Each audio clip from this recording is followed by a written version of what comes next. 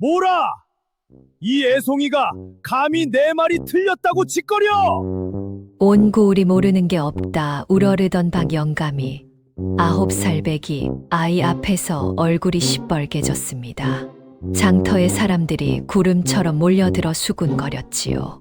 누구는 어른한테 대드는 아이를 나무랐고 누구는 그 당돌함에 입을 다물지 못했습니다. 그런데 이 아이가 겁도 없이 영감 앞에 나선 데에는 아무도 모르는 까닭이 하나 숨어 있었지요.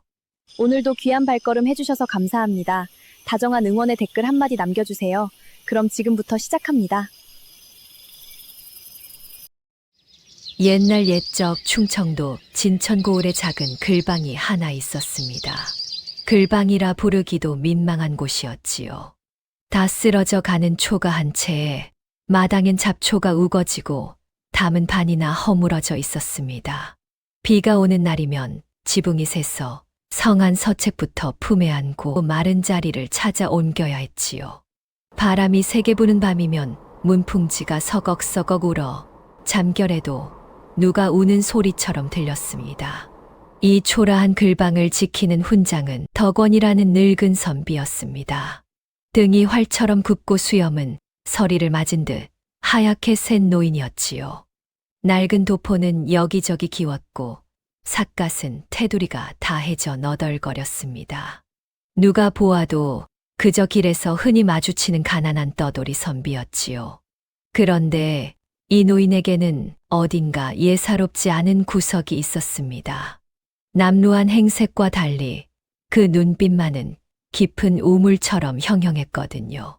글 한 줄을 짚어도 그 속을 꿰뚫어 보는 눈이었습니다. 사람들은 그 노인이 어디서 왔는지 알지 못했습니다. 젊어서 무엇을 했는지, 왜 이 궁벽한 고을까지 흘러들었는지도요. 누가 지난 내력을 물으면 노인은 그저 빙그레 웃으며 말을 돌렸지요. 다 지나간 일이오. 늙은이의 옛 이야기가 무슨 소용이겠소. 그 웃음 뒤에 무엇이 감춰져 있는지 짐작하는 이는 아무도 없었습니다. 노인은 제 이름조차 좀처럼 드러내지 않았지요. 고을 사람들은 그냥 훈장 어른 또는 떠돌이 선비라 불렀습니다. 노인에게는 손자가 하나 있었습니다. 이름은 만복이라 했지요. 올해 9살, 볕에 까맣게 그은 얼굴에 눈이 유난히 또렷한 아이였습니다. 무릎이 다해진 무명 바지를 입고 사철 맨발로 마당을 뛰어다녔지요. 겉만 보면 영락없는 개구쟁이였습니다. 남의 담을 넘고 도랑 물꼬를 헤집고 어른한테도 할 말은 기어이 다 하고 많은 아이였으니까요. 그러나 그 속은 나이답지 않게 야무지고 대쪽처럼 곧았습니다. 만복의 부모는 몇 해 전 큰 흉년에 나란히 세상을 떠났습니다. 그 뒤로 노인이 어린 손자의 손을 잡고 이 고을로 흘러들어 온 것이지요. 지고 온 것이라곤 등에 맨 서책 몇 권이 전부였습니다. 끼니는 늘 궁했습니다. 쌀독이 비는 날이 태반이라 멀건 보리죽 한 그릇을 조손이 나눠 먹기 일쑤였지요. 그래도 노인은 손자 앞에서 한 번도 가난을 한탄하지 않았습니다. 쌀이 없으면 죽을 먹고 죽이 없으면 물을 마시면 된다.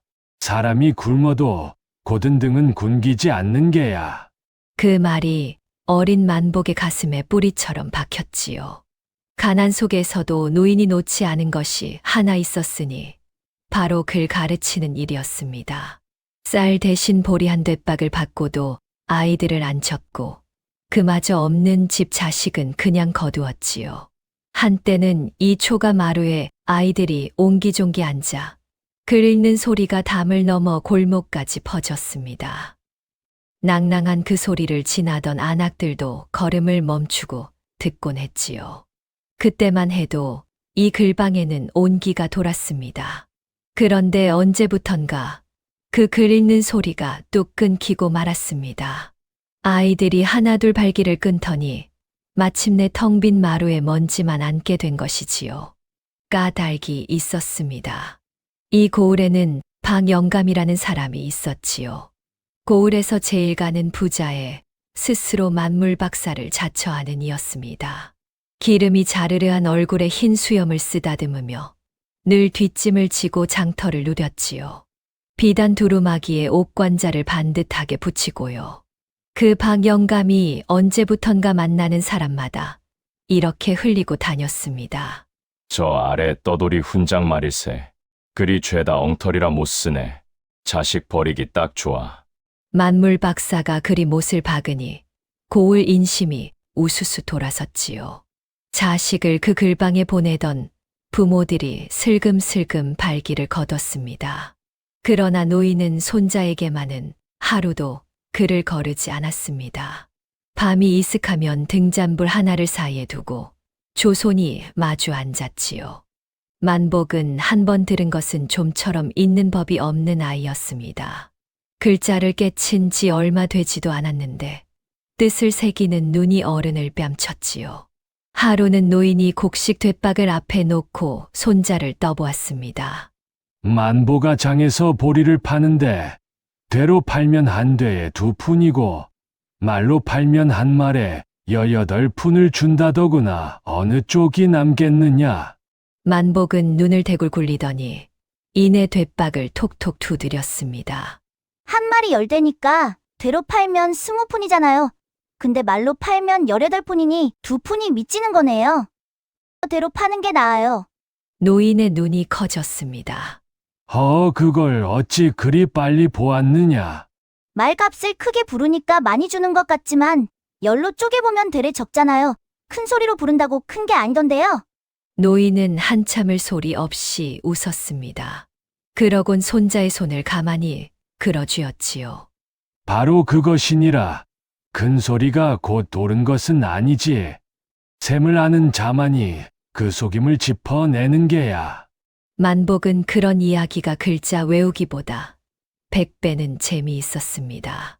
저작거리의 흥정도 마을의 다툼도 만복의 눈에는 죄다 풀어야 할 셈처럼 보였지요. 노인은 그런 손자가 대견하면서도 한편으론 애틋했습니다. 이 밝은 아이를 가난 속에 붙들어 둔 것이 늘 마음에 걸렸거든요. 그런 만복이 방영감을 코앞에서 처음 본 것은 그 무렵 어느 장날이었습니다. 할아버지가 쓸 종이를 사러 나온 길이었지요. 장터 한복판에 사람들이 둥그렇게 모여 웅성거리고 있었습니다.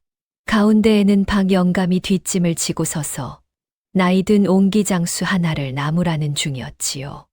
이 사람아, 옹기를 그리 볕에 내놓으면 다 금이 가네. 그늘에 말려야 하는 게야. 그것도 모르고 장사를 해? 옹기장수는 평생 옹기를 구워온 사람이었습니다. 그런데도 만물 박사가 호통을 치니 그저 굽신거릴 뿐이었지요. 어허, 대답이 없는 걸 보니 내 말이 맞지 않은가. 다들 보게. 이게 이래서 무식한 것이 무섭다는 게야. 만복은 그 광경을 잠자코 지켜보았습니다. 옹기란 본디 볕에 꾸덕꾸덕 말려야 단단해지는 법이라는 걸 어린 만복도 알고 있었거든요. 그늘에 두면 되레 무르고 잘 깨진다는 것을요. 방영감의 말은 앞뒤가 뒤바뀐 것이었습니다. 입이 근질근질했지요. 당장이라도 나서서 바로잡고 싶었습니다. 그러나 만복은 주먹만 꼭 쥐고 꾹 참았지요. 할아버지가 늘 이르던 말이 떠올랐던 것입니다. 함부로 나서지 마라, 다친다. 만복은 애꿎은 종이만 품에 안고 발길을 돌렸습니다. 집에 돌아온 아이의 얼굴이 어두운 것을 노인은 대번에 알아챘지요. 장에서 무슨 일이 있었느냐? 아니에요. 그냥 옳은 걸 옳다고 못하는 게 좀 답답해서요. 노인은 그 말에 잠시 손을 멈추었습니다. 무언가를 말하려다 그저 손자의 머리를 한번 쓸어줄 뿐이었지요. 그날 밤이었습니다. 만복이 서책을 덮다 말고 문득 서운한 얼굴로 물었습니다. 할아버지, 우리 글방엔 왜 이제 아무도 안 와요? 정말 할아버지, 글이 엉터리여서 그래요? 노인은 대답 대신 한참 손자를 바라보았습니다. 등잔불이 노인의 주름진 얼굴 위에서 조용히 일렁였지요. 세상엔 목소리 큰 사람이 옳아 보이는 법이란다. 허나 큰 목소리가 늘 옳은 것은 아니지. 그럼 뭐가 옳은 건데요? 노인은 손자의 눈을 가만히 들여다보았습니다. 그러곤 나직하지만 또렷한 목소리로 한마디를 건넸지요. 배움에는 위아래가 없고 배움 앞에 굽힐 줄 아는 자가 끝내 더 큰 사람이 되느니라. 만복은 고개를 갸웃했습니다. 어른이 아이 앞에 굽힌다는 것이 도무지 그려지지 않았거든요. 어른이 어떻게 애 앞에 굽혀요? 박 영감님만 봐도 안 그러던데요. 아이는 그의 입을 삐죽이고 이불을 끌어당겼습니다. 노인은 굳이 더 설명하지 않았습니다. 그저 잠든 손자의 이불깃을 여며주고 등잔불을 낮추었지요. 그 말이 어떤 무게를 지녔는지 아이는 아직 알 턱이 없었습니다. 노인의 눈이 잠시 등불도 닿지 않는 먼 어둠을 더듬었지요. 아주 오래전 제 앞에 무릎을 꿇렸어야 했던 누군가의 얼굴이 스쳤던 걸까요? 노인은 가만히 고개를 저었습니다. 창밖으로는 진천 고을의 밤이 소리 없이 깊어갔습니다. 진천 고을에서 제일 높은 솟을대문은 두말할 것 없이 박 영감의 집이었습니다. 담장은 어른 키를 훌쩍 넘었고 안마당엔 곳간이 6채나 나란히 늘어서 있었지요. 쌀이며 보리며 콩이 그득그득 쌓여 묵은 것은 아래에서 썩어 나갈 지경이었습니다. 그 곳간을 지날 때마다 사람들은 혀를 내둘렀지요. 저 곡식 반만 풀어도 온 고을이 배불리 먹겠네. 하지만 박 영감은 나달 한 톨도 허투루 내주는 법이 없었습니다. 제 것을 지키는 일에는 인정이라는 것이 아예 없는 사람이었지요. 하루는 그 대문 앞에서 작은 소동이 있었습니다. 누더기를 걸친 늙은 안악이 빈 바가지를 들고 서 있었지요. 사흘을 굶었다는 안악이었습니다. 날이 곡식 한 줌만 적선하시지요. 이러다 길에서 죽습니다. 마침 대문을 나서던 박 영감이 그 소리를 들었습니다. 그런데 그 순간 박 영감의 얼굴이 이상하리만치 험하게 일그러졌지요. 가난한 자를 볼 때면 늘 그러했듯이 말입니다. 게으른 것들이 꼭 남의 곳간을 넘본단 말이야.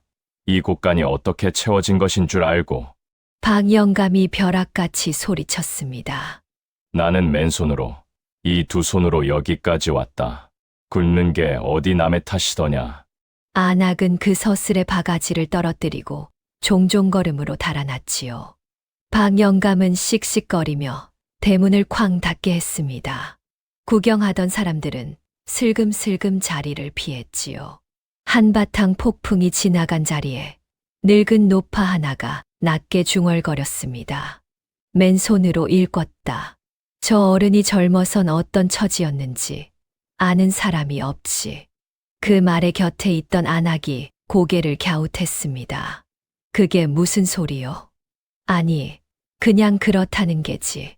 자수성가한 사람치고 유독 아래 것들한테 모진 데가 있잖우. 꼭 제 지난 날을 지우려는 사람처럼. 노파는 그 말을 끝으로 입을 다물었습니다. 사람들은 대수롭지 않게 흘려들었지요. 박 영감이 대체 어디서 그 많은 재산을 일궜는지 굳이 캐묻는 이는 없었습니다. 다만 그가 가난한 이를 볼 때마다 유난히 사나워진다는 것만은 다들 어렴풋이 느끼고 있었을 뿐입니다. 이 박 영감의 곁에는 그림자처럼 붙어 다니는 자가 하나 있었습니다. 마름 경수였지요.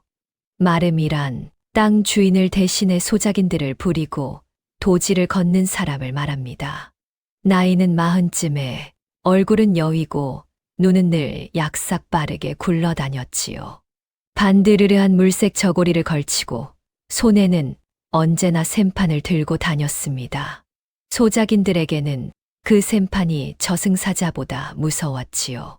경수가 샘판을 딸그락거리며 나타나면 온 마을이 숨을 죽였으니까요. 그날도 경수는 아랫말 김서방네 마당에서 목청을 높이고 있었습니다. 올해 도지가 왜 이것뿐인가? 작년보다 2섬이나 모자라지 않나. 마름어른. 올해 물난리에 논이 반이나 잠겼습니다요. 사정 좀 봐주십시오.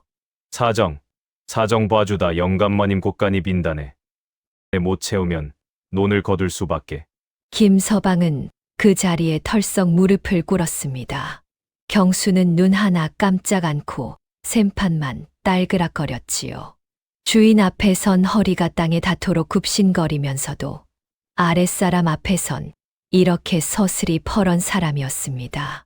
도지를 걷어 돌아오던 경수는 장터 어귀에서 만복과 딱 마주쳤습니다. 경수는 마침 한 늙은 소작인에게서 도지를 받아 셈을 치르는 중이었지요. 그런데 그 곁에 아이 하나가 쪼그려 앉아 경수의 손끝을 뚫어져라 보고 있었습니다. 너, 그 떠돌이 훈장내 손자 아니냐? 남의 셈은 왜 그리 넘겨다 보는 게야? 경수가 셈판을 딸그락거리며 눈을 부라렸습니다. 마름어른. 방금 그 할아버지한테 서말을 받고 2말 반만 적으셨어요. 단말은 어디로 갔어요? 경수의 손이 순간 멈칫했습니다. 아이가 무심코 짚은 그 반말이 하필 제가 슬쩍 빼돌리려던 몫이었거든요. 늙은 소작이는 영문을 모르고 두 사람을 번갈아 보았지요. 어린 것이 별 시답잖은 소리를. 셈이란 게 원래 이리도 재고 저리도 재는 게다. 함부로 아는 척하다간 큰 코 다친다. 경수의 목소리가 은근히 낮아졌습니다. 서말은 서말이고 2말 반은 2말 반이지. 그게 어떻게 이리 재고 저리 재요? 숫자는 하나잖아요. 만복은 눈 하나 깜짝 않고 되물었지요. 경수는 그만 말문이 막혔습니다. 곁에 선 소작인이 그제야 무언가 눈치를 챈 듯 슬그머니 제 몫을 다시 헤아리기 시작했거든요. 부모도 없는 것이 눈치만 살았구나. 그 눈치 오래 못 갈 게다. 경수는 애써 코웃음을 치고는 서둘러 걸음을 재촉했습니다. 그러나 등 뒤가 어쩐지 서늘했지요.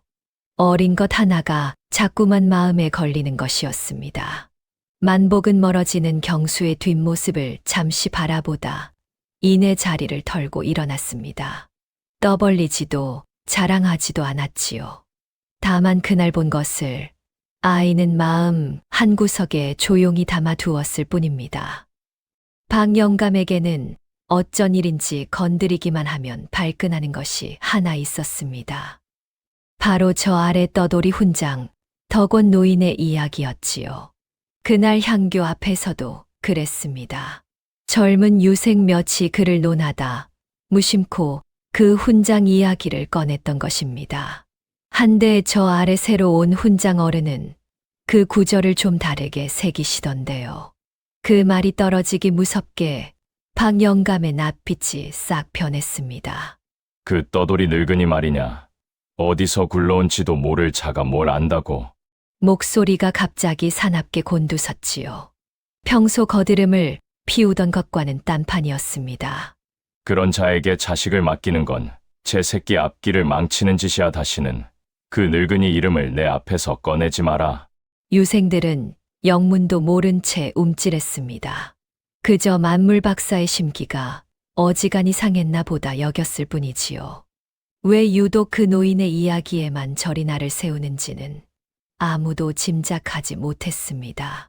씩씩거리며 집으로 돌아온 박 영감은 곧장 안채 깊은 서재로 들어갔습니다. 그러곤 안에서 문을 걸어 잠갔지요. 방 한 구석에는 오래된 궤가 하나 놓여 있었습니다. 자물쇠가 굳게 채워진 아무도 열어본 적 없는 궤였지요. 박 영감은 품에서 열쇠를 꺼내 그것을 열었습니다. 맨 밑바닥 낡은 헝겊에 겹겹이 쌓인 무언가가 들어 있었지요. 박 영감은 그것을 한동안 말없이 내려다보았습니다. 이윽고 그가 헝겊을 조금 젖히자 손때가 새까맣게 밴 낡은 벼루 하나가 모습을 드러냈습니다. 감나가는 물건도 귀해 보이는 물건도 아니었지요. 한쪽 귀가 살짝 이가 나간 그저 오래된 벼루였습니다. 그런데 박 영감의 손끝이 그 위에서 가늘게 떨렸습니다. 그는 벼루를 뒤집어 보려다 무언가에 댄 사람처럼 손을 멈칫했지요. 차마 그 뒷면은 보지 못하겠다는 듯이 말입니다. 쓸데없는 거. 그가 내뱉듯 중얼거렸습니다. 목소리에는 짜증이 묻어 있었지만 그 눈빛은 어쩐지 짜증만은 아니었지요. 오래 묵은 무언가가 그 깊은 곳에서 잠깐 흔들리는 듯 했습니다. 박 영감은 서둘러 벼루를 다시 헝겊으로 꽁꽁 싸매 궤 맨 밑에 도로 밀어 넣었습니다. 바로 그때 문 밖에서 경수의 기척이 들렸습니다. 영감마님, 안에 계십니까? 무슨 일이라도. 아무것도 아니다. 썩 물러가지 못해. 박 영감의 목소리가 날카롭게 튀었습니다. 평소답지 않은 그 서슬에 경수도 흠칫 놀라 물러났지요. 박 영감은 궤에 다시 자물쇠를 채우고 열쇠를 품속 깊이 갈무리했습니다. 그러곤 한참을 그 자리에 앉아 닫힌 궤를 노려보듯 바라보았지요. 한편 그 무렵 덕원 노인의 글방에서는 마지막 남은 아이마저 떠나가고 있었습니다. 봉구라는 아이였지요. 그 아비가 미안한 낯으로 봉구의 손을 잡고 글방을 찾아왔습니다. 사정이 딱하시겠소. 봉구를 데려가시게. 노인은 담담하게 고개를 끄덕였습니다. 박 영감님이 그러시는데 여기서 배우면 과거는 꿈도 못 꾼다고. 죄송합니다. 훈장 어른. 그 아비는 차마 노인의 눈을 마주치지 못했지요. 봉구는 마루에서 내려서며 자꾸만 뒤를 돌아보았습니다. 어디서든 부지런히 있거라. 글은 어느 서당에서 배우든 내 것이 되면 그만이니. 노인은 봉구의 머리를 마지막으로 한 번 쓰다듬어 주었습니다. 그 모습을 마당 한켠에서 지켜보던 만복은 가슴이 뻐근해졌지요. 할아버지의 굽은 등이 그날따라 유난히 작고 쓸쓸해 보였거든요. 봉구가 떠나자 글방은 마침내 완전히 텅 비고 말았습니다. 마루엔 이제 만복 하나만 덩그러니 남았지요. 할아버지, 이제 진짜 저만 남았네요. 만복이 빈 마루에 걸터 앉으며 나지게 말했습니다. 하나면 어떠냐?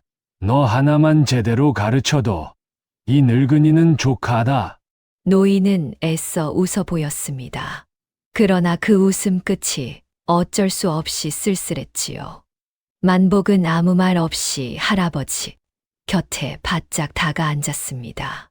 텅 빈 마루 위로 저물녘 붉은 볕이 길게 드리웠습니다.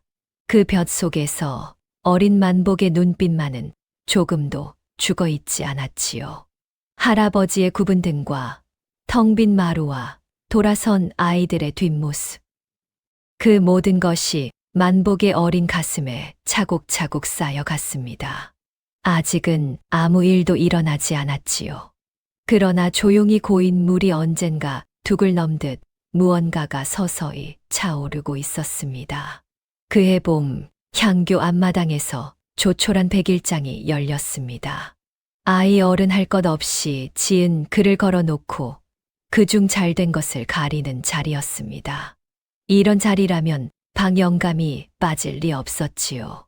그는 심사랍시고 상석에 떡하니 앉아 흰 수염을 쓰다듬으며 거드름을 피웠습니다. 어디, 요즘 것들 글솜씨가 얼마나 되나 좀 보세. 사람들이 그 주위로 구름처럼 모여들었지요. 그런데 그날 뜻밖에도 덕원 노인이 그 자리에 나왔습니다. 기울어가는 글방을 지키려는 마지막 몸짓이었지요.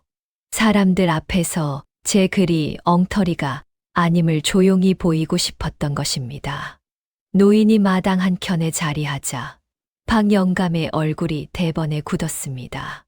그 떠돌이 훈장이 제 발로 나타난 것이 몹시도 거슬렸던 것이지요. 허, 떠돌이 훈장까지 다 기어 나왔구먼. 오늘 무슨 바람이 불었나. 말끝마다 비웃음이 묻어났습니다. 아이들이 지은 글이 하나씩 걸리고 박 영감의 평이 이어졌습니다. 그러다 한 아이의 글에서 그 유명한 논어의 한 구절이 문제가 되었지요. 바로 인부지 입으론 부력군자오라는 대목이었습니다. 박 영감이 목에 힘을 주고 그 뜻을 풀었지요. 이 구절은 말이다. 사람이 무지하여 나를 몰라주어도 성을 내지 않는 것이 군자다. 이런 뜻이니라 알겠느냐? 좌중은 무슨 뜻인지도 모르면서 고개를 주걱거렸습니다. 역시 영감님이십니다 하는 추임새가 여기저기서 새어 나왔지요. 바로 그때 덕원 노인이 나직이 입을 열었습니다. 영감, 그 풀이가 조금 어긋난 듯하오. 순간 마당이 물을 끼얹은 듯 조용해졌습니다. 감히 만물 박사의 말에 토를 다는 이가 있다니요. 뭐라? 박 영감의 눈초리가 매섭게 치켜 올라갔습니다. 그 구절은 남이 나를 알아주지 않아도 서운해하지 않는다는 뜻이지요. 남이 무지하다는 말이 아니외다. 노인의 목소리는 낮았지만 또렷했습니다. 앞 구절을 보시오 배우고 때때로 익히니 기쁘고 벗이 먼 데서 찾아오니 즐겁다 하였소. 모두 나를 두고 한 말이지요. 그러니 마지막 구절도 남이 이 나를 몰라준들 서운타 않으면 그가 곧 군자라. 이렇게 이어져야 앞뒤가 맞는 것이오. 듣고 있던 유생 몇이 아하고 낮게 탄식했습니다. 그러고 보니 그 말이 앞뒤로 딱 맞아떨어졌거든요. 박 영감의 낯빛이 볼썽사납게 일그러졌지요. 제 풀이가 무사람 앞에서 뒤집힌 것이었으니까요. 이런 무엄한 늙은이를 보았나? 박 영감이 자리를 박차고 일어섰습니다. 어디서 굴러온 떠돌이가 감히 내 앞에서 그를 노네. 내깟 것이 뭘 안다고. 고통이 온 마당을 쩌렁쩌렁 울렸습니다. 나는 다만 뜻을 바로잡았을 뿐이오. 그래는 위아래가 없으니. 닥쳐라. 여기 모인 사람들이 다 안다. 저 늙은이의 글방이 얼마나 엉터리인지. 박 영감은 삿대질을 하며 목소리를 높였습니다. 덕원 노인은 더 대꾸하지 않았지요. 반박도 변명도 없이 그저 묵묵히 서 있을 뿐이었습니다. 그 담담한 낯빛이 오히려 박 영감을 더욱 성나게 했지요. 썩 물러가시오. 이 자리에 그대가 설 곳은 없소. 마침내 노인은 조용히 몸을 돌려 그 자리를 떠났습니다. 등이 아까보다 한층 더 굽어 보였지요. 그런데 그 뒷모습을 바라보던 박 영감의 표정이 어딘가 묘했습니다. 분명 이겼는데도 얼굴에는 승자의 여유가 없었지요. 오히려 쫓기는 사람처럼 노인이 시야에서 사라질 때까지 눈을 떼지 못했습니다. 가까이 있던 늙은 훈장 하나가 그 낯빛을 흘깃 보고는 고개를 갸웃했지요. 이상하구먼. 이긴 사람 얼굴이 왜 저리 편치가 않을꼬. 그러나 그 말도 이내 사람들의 수군거림에 묻혀버렸습니다. 사람들은 저마다 한마디씩 보탰지요. 저 훈장 결국 영감님한테 개망신을 당했구먼. 이제 저 글방도 아주 끝났네.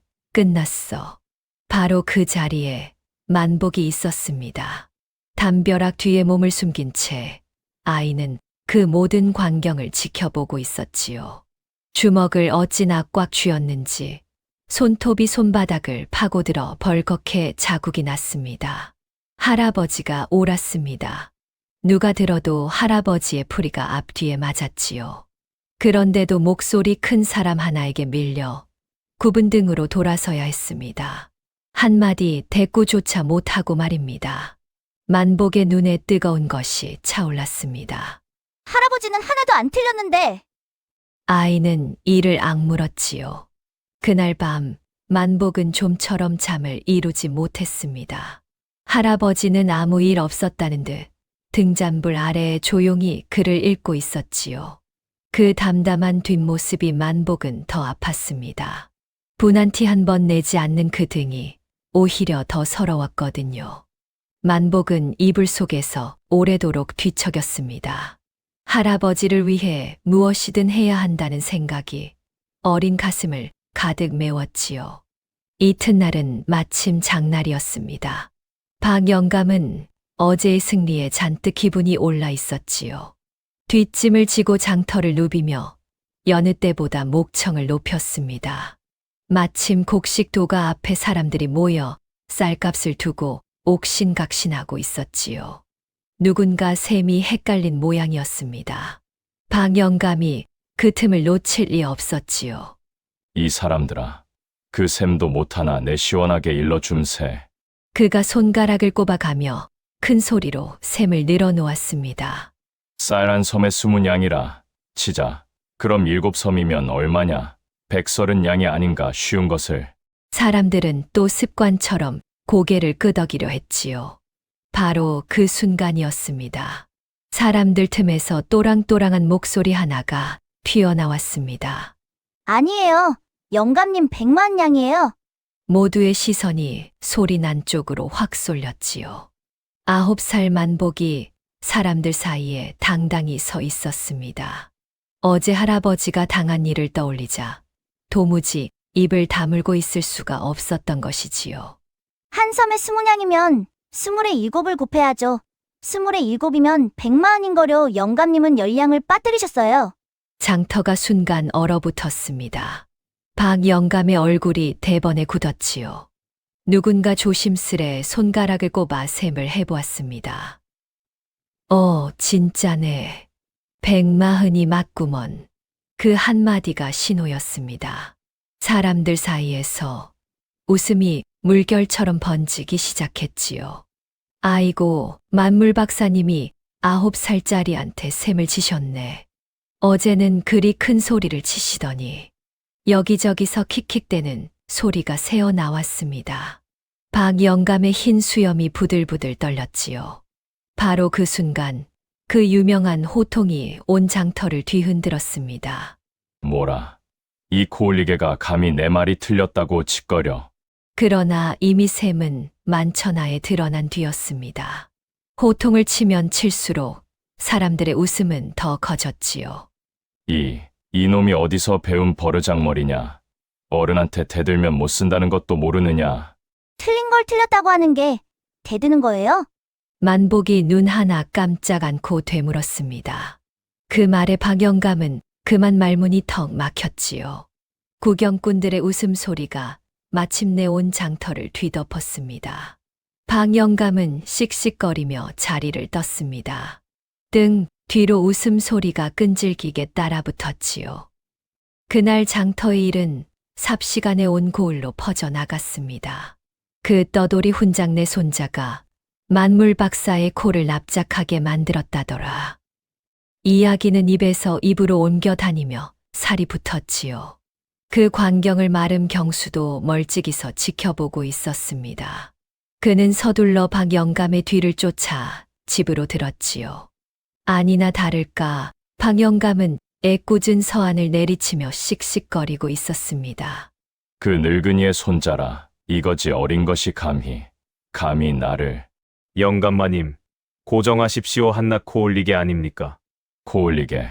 그 코올리게 하나 때문에 내 체면이 온 고을에서 땅에 떨어졌다. 저 글방 뿌리를 아예 뽑아 버려야겠어. 박 영감의 눈에 서늘한 도끼가 어렸습니다.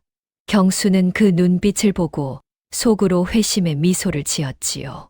한편 만복이 집에 돌아왔을 때 소문은 이미 할아버지의 귀에도 닿아 있었습니다. 덕원 노인의 얼굴에는 근심이 가득했지요. 내가 장터에서 그리했다는 게 사실이냐? 만복은 차마 고개를 들지 못했습니다. 그리 나서지 말라. 이 할아비가 그토록 일렀거늘. 할아버지가 어제 그렇게 당하시는 걸 봤는데 어떻게 가만히 있어요? 만복의 목소리가 젖어들었습니다. 노인은 그 말에 한동안 아무 말도 하지 못했지요. 손자의 마음이 어여쁘면서도 앞일이 두려웠던 것입니다. 얘야, 박 영감은 이 고을에서 못하는 일이 없는 사람이다. 그런 자의 체면을 무사람 앞에서 2번이나 짓밟았으니 결코 가만히 있지 않을 게야. 만복은 그제야 일의 무게를 어렴풋이 느꼈습니다. 그러나 후회는 되지 않았지요. 그래도 전 안 틀렸어요. 할아버지도 안 틀렸고요. 아이의 눈이 등잔불처럼 또렷했습니다. 노인은 긴 한숨을 내쉬며 그저 손자의 등을 말없이 쓸어내렸지요. 어린 만복은 하룻밤 사이에 온 고을이 다 아는 아이가 되었습니다. 그리고 그날 다시는 돌이킬 수 없는 일이 시작되고 말았지요. 장터의 일이 있은 뒤로 고을 분위기가 묘하게 술렁였습니다. 사람들은 만복을 볼 때마다 슬쩍슬쩍 웃음을 지었지요. 오랫동안 박영감의 참견에 이골이 났던 터라 속이 다 시원했던 것입니다. 그러나 그 시원함 뒤에는 걱정도 따라붙었지요. 그 아이 참 야무지긴 한데 앞으로가 걱정이야. 박영감이 그리 호락호락 넘어갈 사람인가. 사람들의 예감은 틀리지 않았습니다. 박영감의 손길이 생각보다 훨씬 빨리 뻗어온 것이지요. 바로 그 이튿날 오후 마름 경수가 글방을 찾아왔습니다. 반드르르한 얼굴에 능글맞은 웃음을 걸고 있었지요. 훈장 어른, 오랜만에 뵙습니다. 그간 별거 없으셨는지요? 덕원 노인이 자리에서 몸을 일으켰습니다. 무슨 일로 오셨소? 경수는 대답 대신 방 안을 천천히 둘러보았습니다. 가난한 살림을 훑은 그 눈초리가 곱지 않았지요. 그러곤 뜸을 들이다 넌지시 운을 뗐습니다. 다름이 아니라 이 글방에 앉은 땅 말입니다. 원래 영감마님 소유인 거 알고 계시지요? 노인의 얼굴이 살짝 굳었습니다. 소작으로 빌린 땅이요 도지도 해마다 꼬박꼬박 냈고. 아, 물론이지요. 한데 영감마님 마음이 바뀌시면 어쩌겠습니까? 당장 땅을 비우라 하시면 훈장 어른도 별 수 없지 않습니까? 경수의 말끝에는 가시가 돋쳐 있었습니다. 협박이나 다름없었지요. 마당에서 그 소리를 다 듣고 있던 만복이 방문을 벌컥 열고 들어섰습니다. 그건 억지잖아요. 도지도 다 냈다면서요. 옳은 말 했다고 땅을 뺏는 게 어디 있어요? 어이쿠, 그 유명한 도련님 납시였구먼. 어린 것이 셈 좀 한다고 겁이 없어. 경수가 비웃듯 아이를 내려다보았습니다. 잘 들어라. 그 버르장머리 오래 못 간다. 너 하나 때문에 내 할아비가 길바닥에 나 앉게 생겼으니. 그 말에 만복의 얼굴이 하얗게 질렸습니다. 제1로 할아버지가 화를 입는다는 말이 무엇보다 아팠던 것이지요.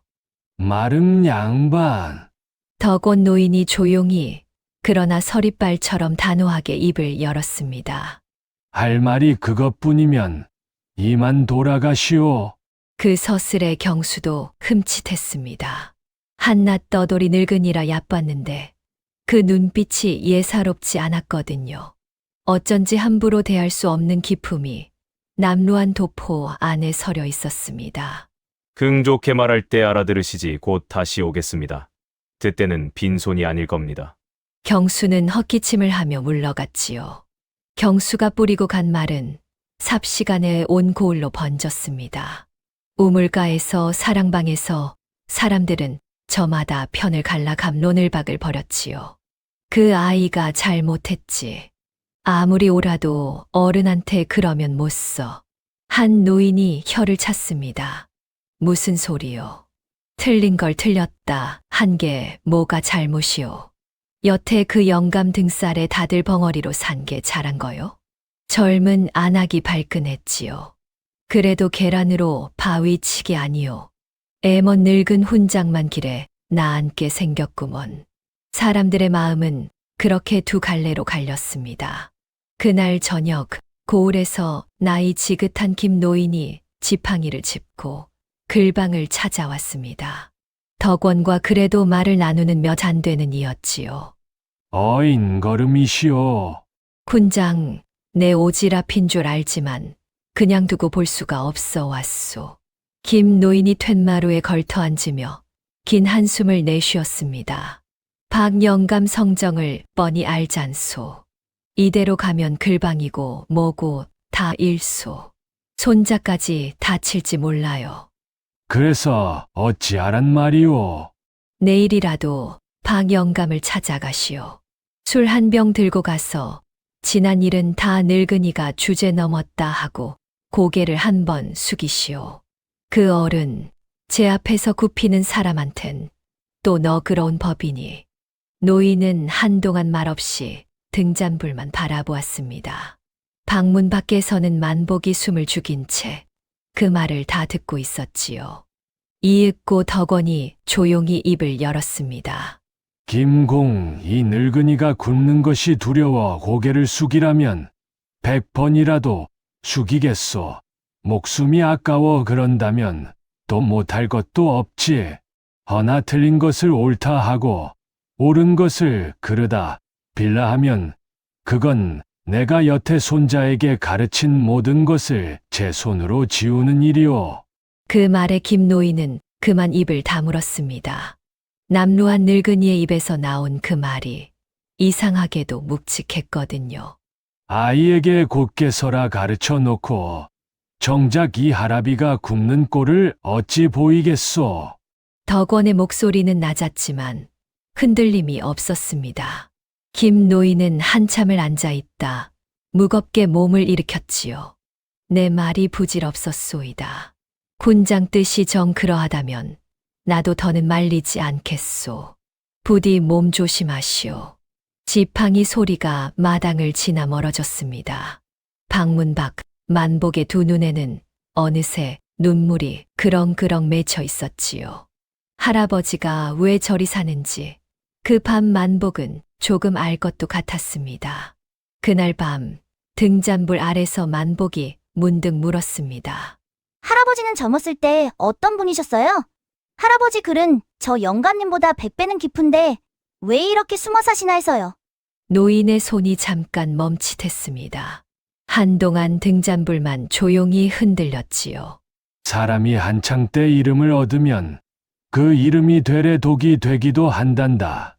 이 늙은이는 그 독을 일찍 보아서 스스로 내려놓았을 뿐이야. 무슨 독이요? 언젠가 내가 크면 알게 되겠지. 노인은 더 말하지 않았습니다. 다만 그 눈에 스친 아득한 빛만은 만복의 마음에 오래 남았지요. 할아버지에게도 남에게 말 못할 지난 날이 있구나. 어린 만복은 그저 어렴풋이 그리 느꼈을 뿐입니다. 그날 밤 만복은 잠든 할아버지의 얼굴을 오래도록 바라보았습니다. 주름진 그 얼굴이 유난히 야위어 보였지요. 아이의 마음속에서 무언가가 조용히 굳어지고 있었습니다. 이튿날 새벽 만복은 여느 때보다 일찍 자리에서 일어났습니다. 할아버지가 깨기 전에 살그머니 대문을 나섰지요. 아이가 향한 곳은 장터였습니다. 박 영감이 늘 거드름을 피우는 바로 그 자리였지요.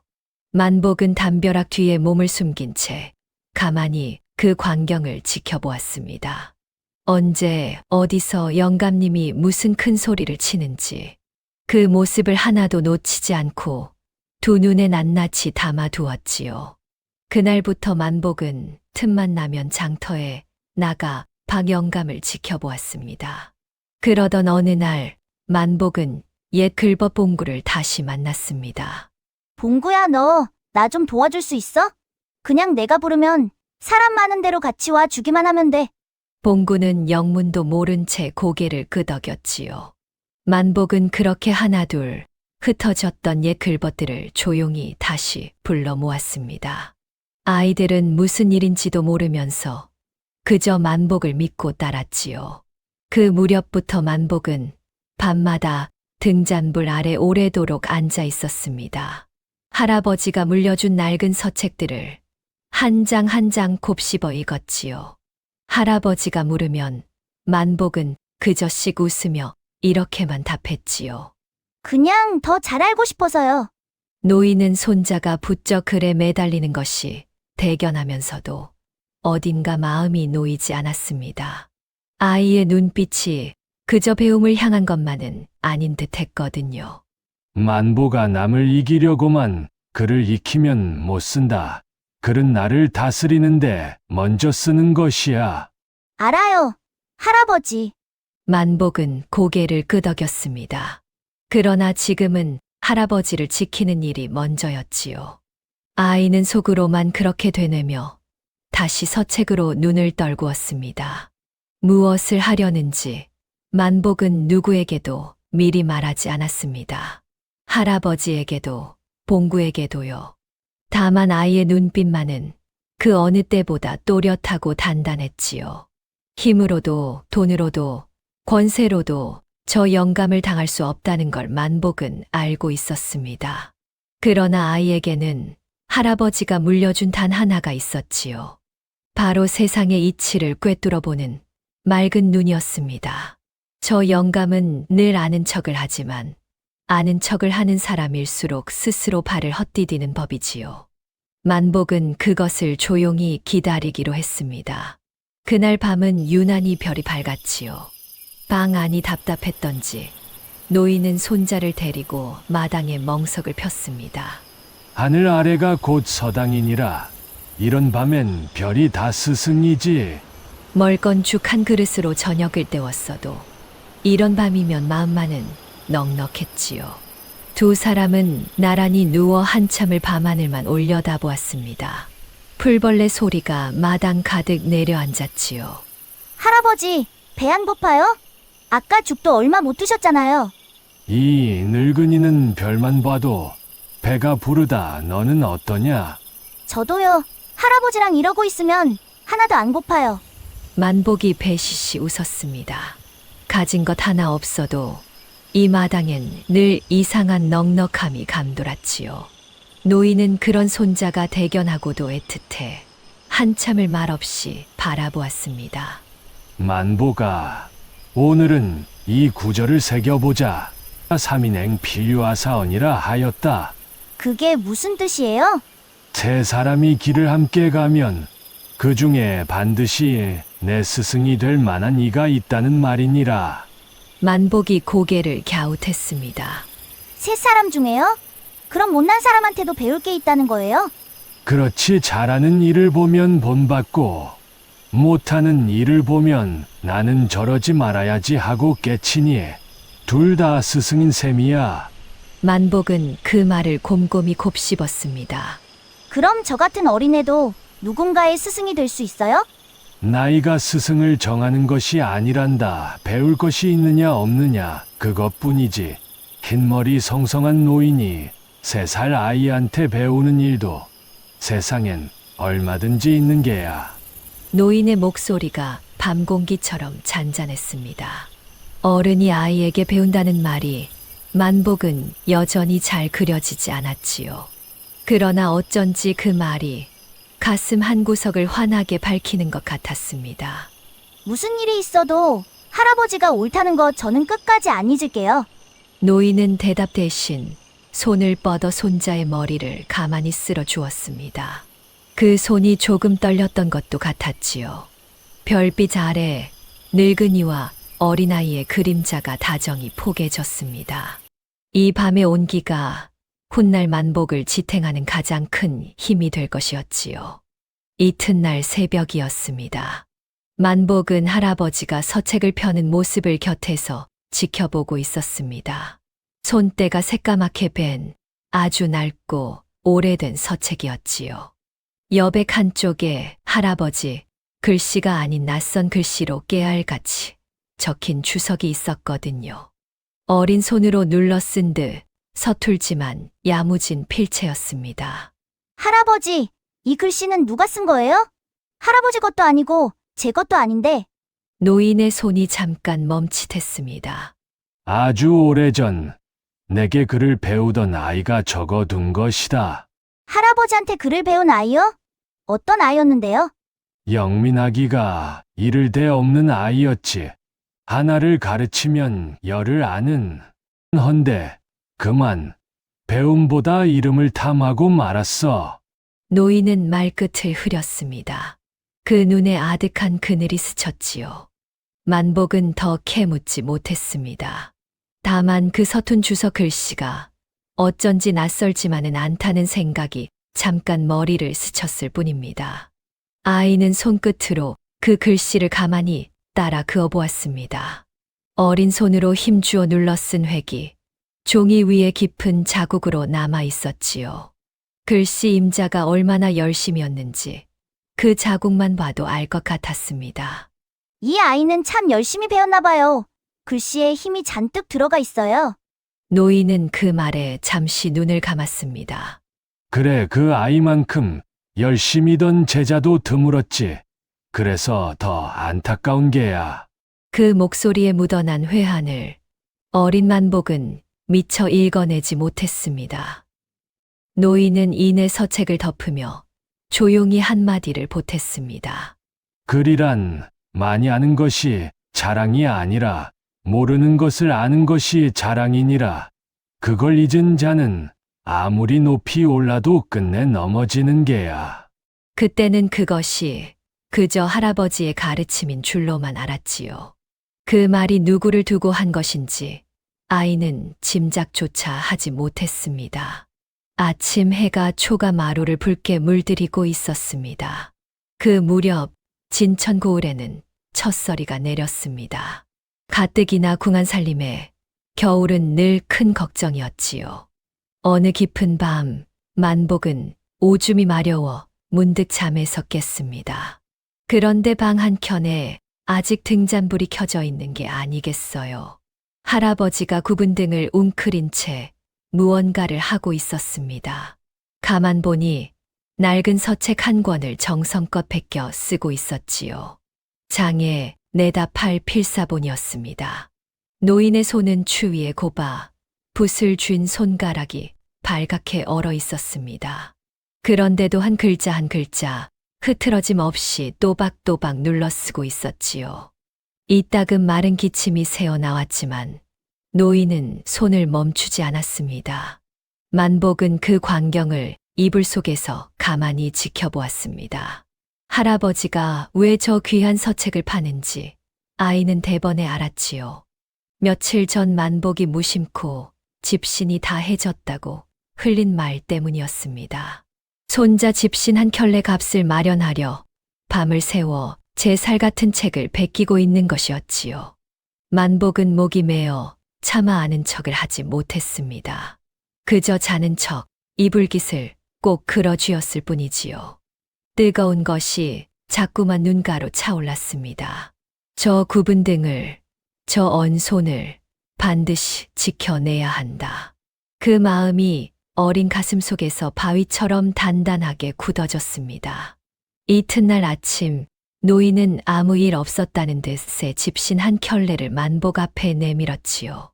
자, 신어보아라. 발시리면 못 쓴다. 만복은 그 집신을 받아들고 한참을 고개 숙인 채 일어서지 못했습니다.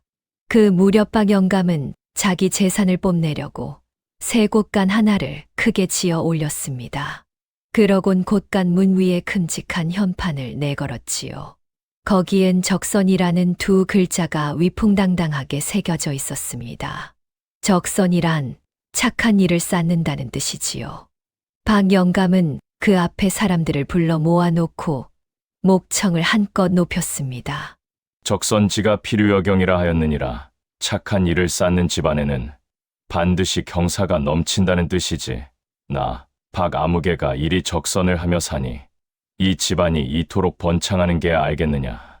박 영감은 신이 나서 제 자랑을 늘어놓았습니다. 내 어려운 이웃을 얼마나 살뜰히 돌보는지 이 고을에 모르는 이가 없지 않으냐. 이게 다 적선이니라. 적선. 사람들은 속으로 콧방귀를 뀌었습니다. 사흘 굶은 안악 하나 매몰차게 내치던 게 바로 며칠 전이었으니까요. 도지 한 톨 못 냈다고 소작인을 길바닥에 내앉히던 것도 다들 두 눈으로 똑똑히 보아온 터였습니다. 그러나 겉으로는 다들 역시 영감님이십니다 하며 마지못해 고개를 조아렸지요. 어느 누구도 감히 그 위선을 대놓고 짚지는 못했습니다. 바로 그때 사람들 틈에서 만복이 쏙 나섰습니다. 봉구를 비롯한 옛 글번 몇도 슬금슬금 그 뒤로 모여들었지요. 영문도 모르고 따라온 아이들은 그저 만복의 곁을 든든히 지켰지요. 영감님, 저 궁금한 게 하나 있는데 여쭤봐도 돼요? 오냐. 그 셈 잘한다는 녀석이구나. 무엇이 궁금하냐. 박 영감은 이때다 싶었습니다. 지난 장터의 망신을 글로 되갚아 줄 기회다 여긴 것이지요. 어린 것 하나쯤은 글자로 짓눌러 줄 자신이 있었거든요. 저 현판의 적 자 말이에요. 그거 벼화 자가 들어간 쌀 적 자 맞지요?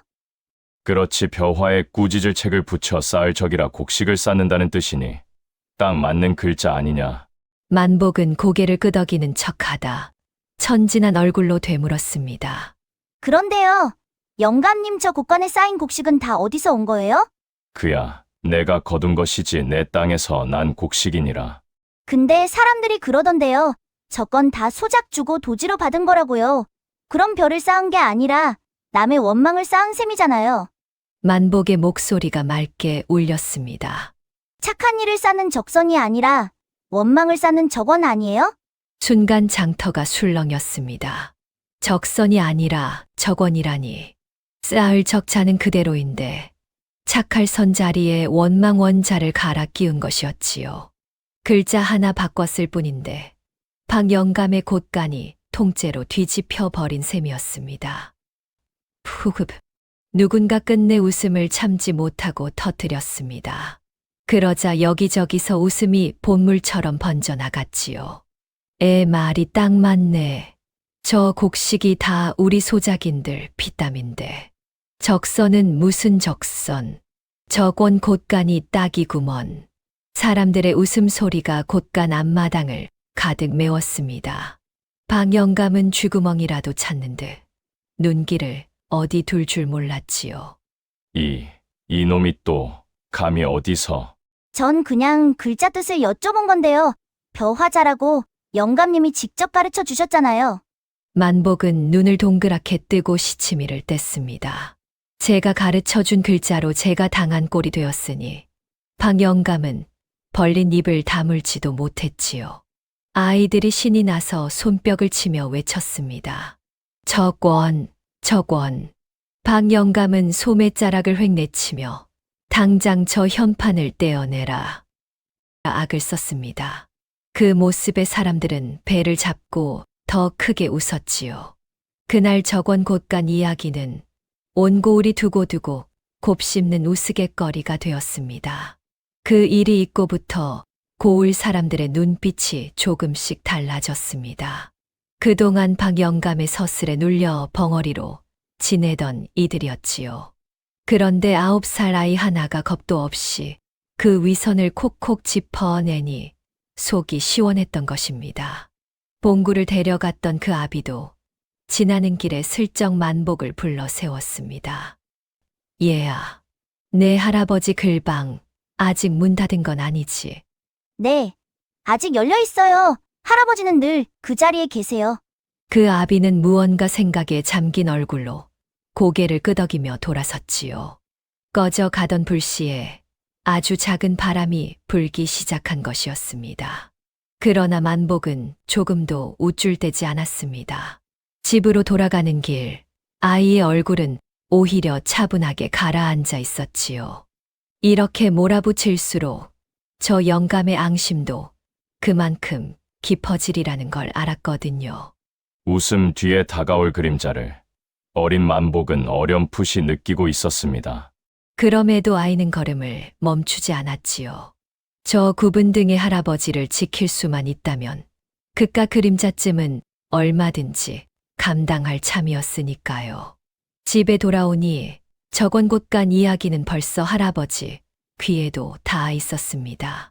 그런데 덕원 노인은 손자를 칭찬하지 않았지요. 오히려 그 얼굴에는 옅은 근심이 서려 있었습니다. 만보가 오늘 내가 한 일이 옳긴 옳았다. 허나 하나만 묻자. 너는 그 영감을 웃음거리로 만들고 싶었던 것이냐 아니면 그 영감이 제 잘못을 깨닫기를 바란 것이냐. 만복은 얼른 대답하지 못했습니다. 솔직히 그 순간에는 통쾌함이 앞섰던 게 사실이었거든요.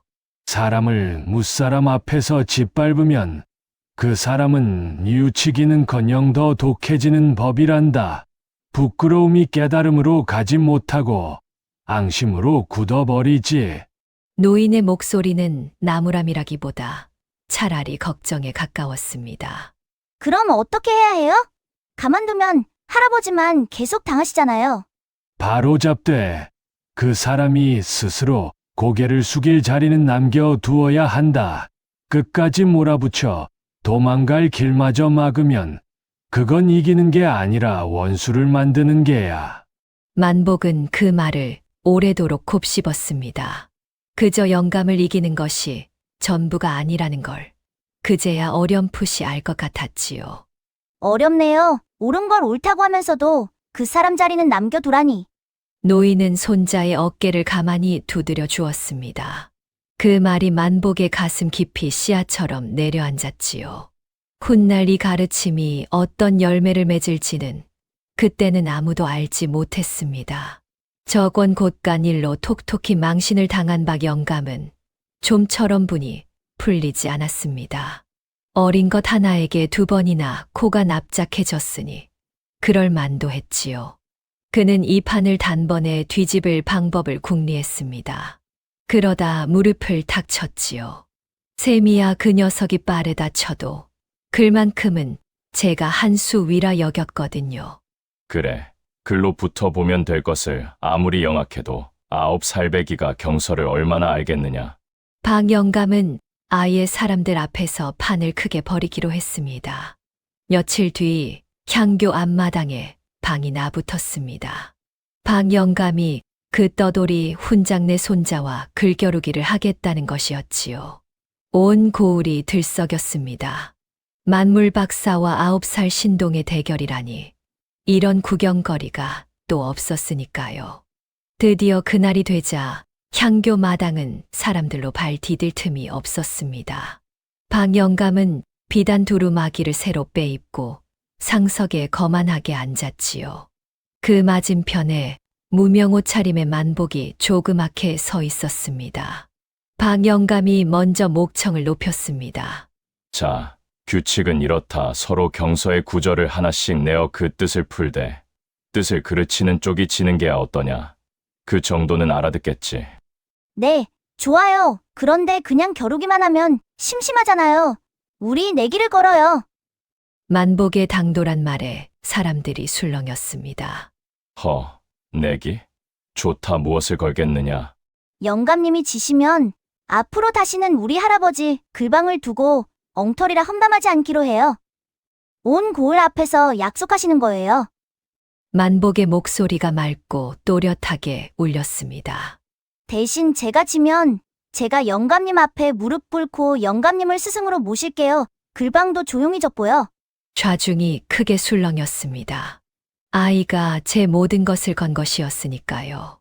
박 영감은 회심의 미소를 지었습니다. 어린 것 하나 글로 짓눌러 그동안의 망신을 한꺼번에 되갚을 절호의 기회다 여긴 것이지요. 좋다. 여기 모인 모두가 증인이다.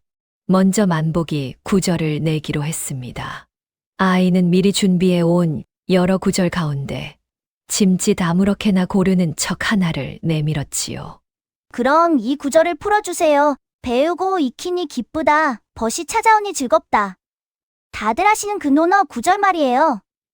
그 마지막 구절인 인부지입으론 부력군자오는 무슨 뜻이지요? 그 구절을 듣는 순간 박 영감의 눈이 번쩍 빛났습니다.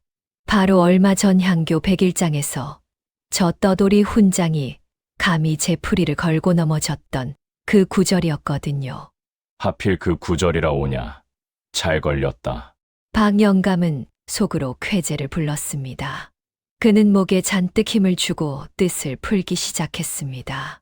배우고 때때로 익히니 기쁘지 아니한가. 벗이 먼 데서 찾아오니 즐겁지 아니한가. 여기까지는 쉽지. 사람들이 고개를 끄덕였습니다. 그리고 마지막 구절이 바로 핵심이니라. 인부지입으론 부력군자오라. 이는 사람이 무지하여 나를 몰라주어도 성내지 않으면 군자가 아니겠느냐. 이런 뜻이니라. 박 영감은 지난번 100일장에서 했던 그 풀이를 토씨 하나 안 틀리고 그대로 되풀이했습니다. 덕원 노인에게 바로잡혔던 바로 그 대목을 조금도 고치지 않은 채로 말이지요. 만복은 속으로 조용히 한숨을 내쉬었습니다. 할아버지가 그리 정성껏 바로잡아 주었건만 저 영감은 끝내 한 자도 고치지 않은 것이었지요. 아이는 사람들을 향해 차분히 입을 열었습니다. 여러분, 이 구절은 앞뒤가 하나로 이어진 이야기예요. 앞에서는 배우는 기쁨, 벗이 오는 즐거움을 말했지요.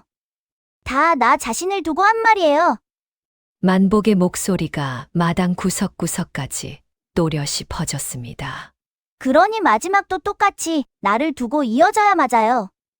남이 이 나를 알아주지 않아도 서운해하지 않으면 그게 바로 군자다 이런 뜻이지요. 만복은 잠깐 숨을 고르고 말을 이었습니다. 영감님 풀이대로 남이 무지해도 성내지 않는 게 군자라고 하면 앞에 두 구절이랑 뚝 끊겨버려요. 갑자기 왜 남 이야기가 나오겠어요? 글은 앞뒤가 통해야 하는데 말이에요. 좌중이 물을 끼얹은 듯 조용해졌습니다. 그러고 보니 아이의 말이 앞뒤로 딱 맞아떨어졌거든요. 향교의 나이 지긋한 유생들이 하나둘 고개를 끄덕이기 시작했습니다. 저 아이 말이 맞네. 나를 몰라줘도 서운타 않는 게 군자라. 그래야 앞뒤가 통하지. 사서에도 글이 새기는 게 정설이지. 박 영감의 이마에 굵은 땀방울이 송골송골 맺혔습니다. 무슨 소리냐? 내 풀이도 틀린 게 아니야. 그저 새기기 나름이지. 그럼 여쭤볼게요. 영감님 풀이대로라면 앞 구절에 나는 어디로 갔어요? 배우고 벗을 맞던 그 나가 왜 마지막에서만 쏙 사라지고 남 이야기가 돼요? 만복의 물음에 박 영감은 무어라 대꾸하려 했지만 목이 콱 잠겨 버렸습니다. 아무리 머리를 쥐어짜도 앞뒤를 이어붙일 재간이 없었던 것이지요. 사람들의 시선이 일제히 박 영감에게 쏠렸습니다. 향교의 원로 훈장이 마침내 판정을 내렸습니다. 이 겨루기 만보기의 풀이가 옳소. 뜻이 앞뒤로 통하니 이론의 여지가 없구려. 그 한마디에 온 마당이 떠나갈 듯 들썩였습니다. 9살 신동이 만물 박사를 이겼다. 이야, 저 어린 것이 경서를 저리 꿰다니. 박 영감은 끓어오르는 부하를 못 이겨 벌떡 자리를 박차고 일어섰습니다. 약속대로라면 이제 온 고을 앞에서 다시는 글방을 험담하지 않겠다 맹세해야 할 판이었지요. 영감님 약속하셨죠? 온 고을이 다 증인이에요. 만복이 조용히 그러나 또렷하게 말했습니다. 박 영감은 이를 악물었습니다. 무사람 앞에서 한 약속이라 발뺌할 수도 없었지요. 다시는 그 글방을 두고 험담하지 않으마 됐느냐? 그 말을 내뱉는 박 영감의 얼굴이 씹다 버린 살구처럼 일그러졌습니다. 사람들의 웃음과 박수가 한바탕 마당을 뒤흔들었지요. 그러나 박 영감의 앙심은 그 웃음소리와 함께 더욱 깊어만 갔습니다. 집으로 돌아온 그는 애꿎은 세간을 내던지며 분을 사기지 못했지요. 바로 그 무렵 뜻밖의 일이 하나 더 터졌습니다. 발단은 박 영감이 곧간 곡식을 셈해보라 이른 것이었지요. 마름 경수가 장부를 들고 셈을 아뢰는데 어쩐지 수치가 자꾸 어긋났습니다. 그날 마침 그 자리에는 심부름을 왔던 만복도 마당 한켠에 있었지요.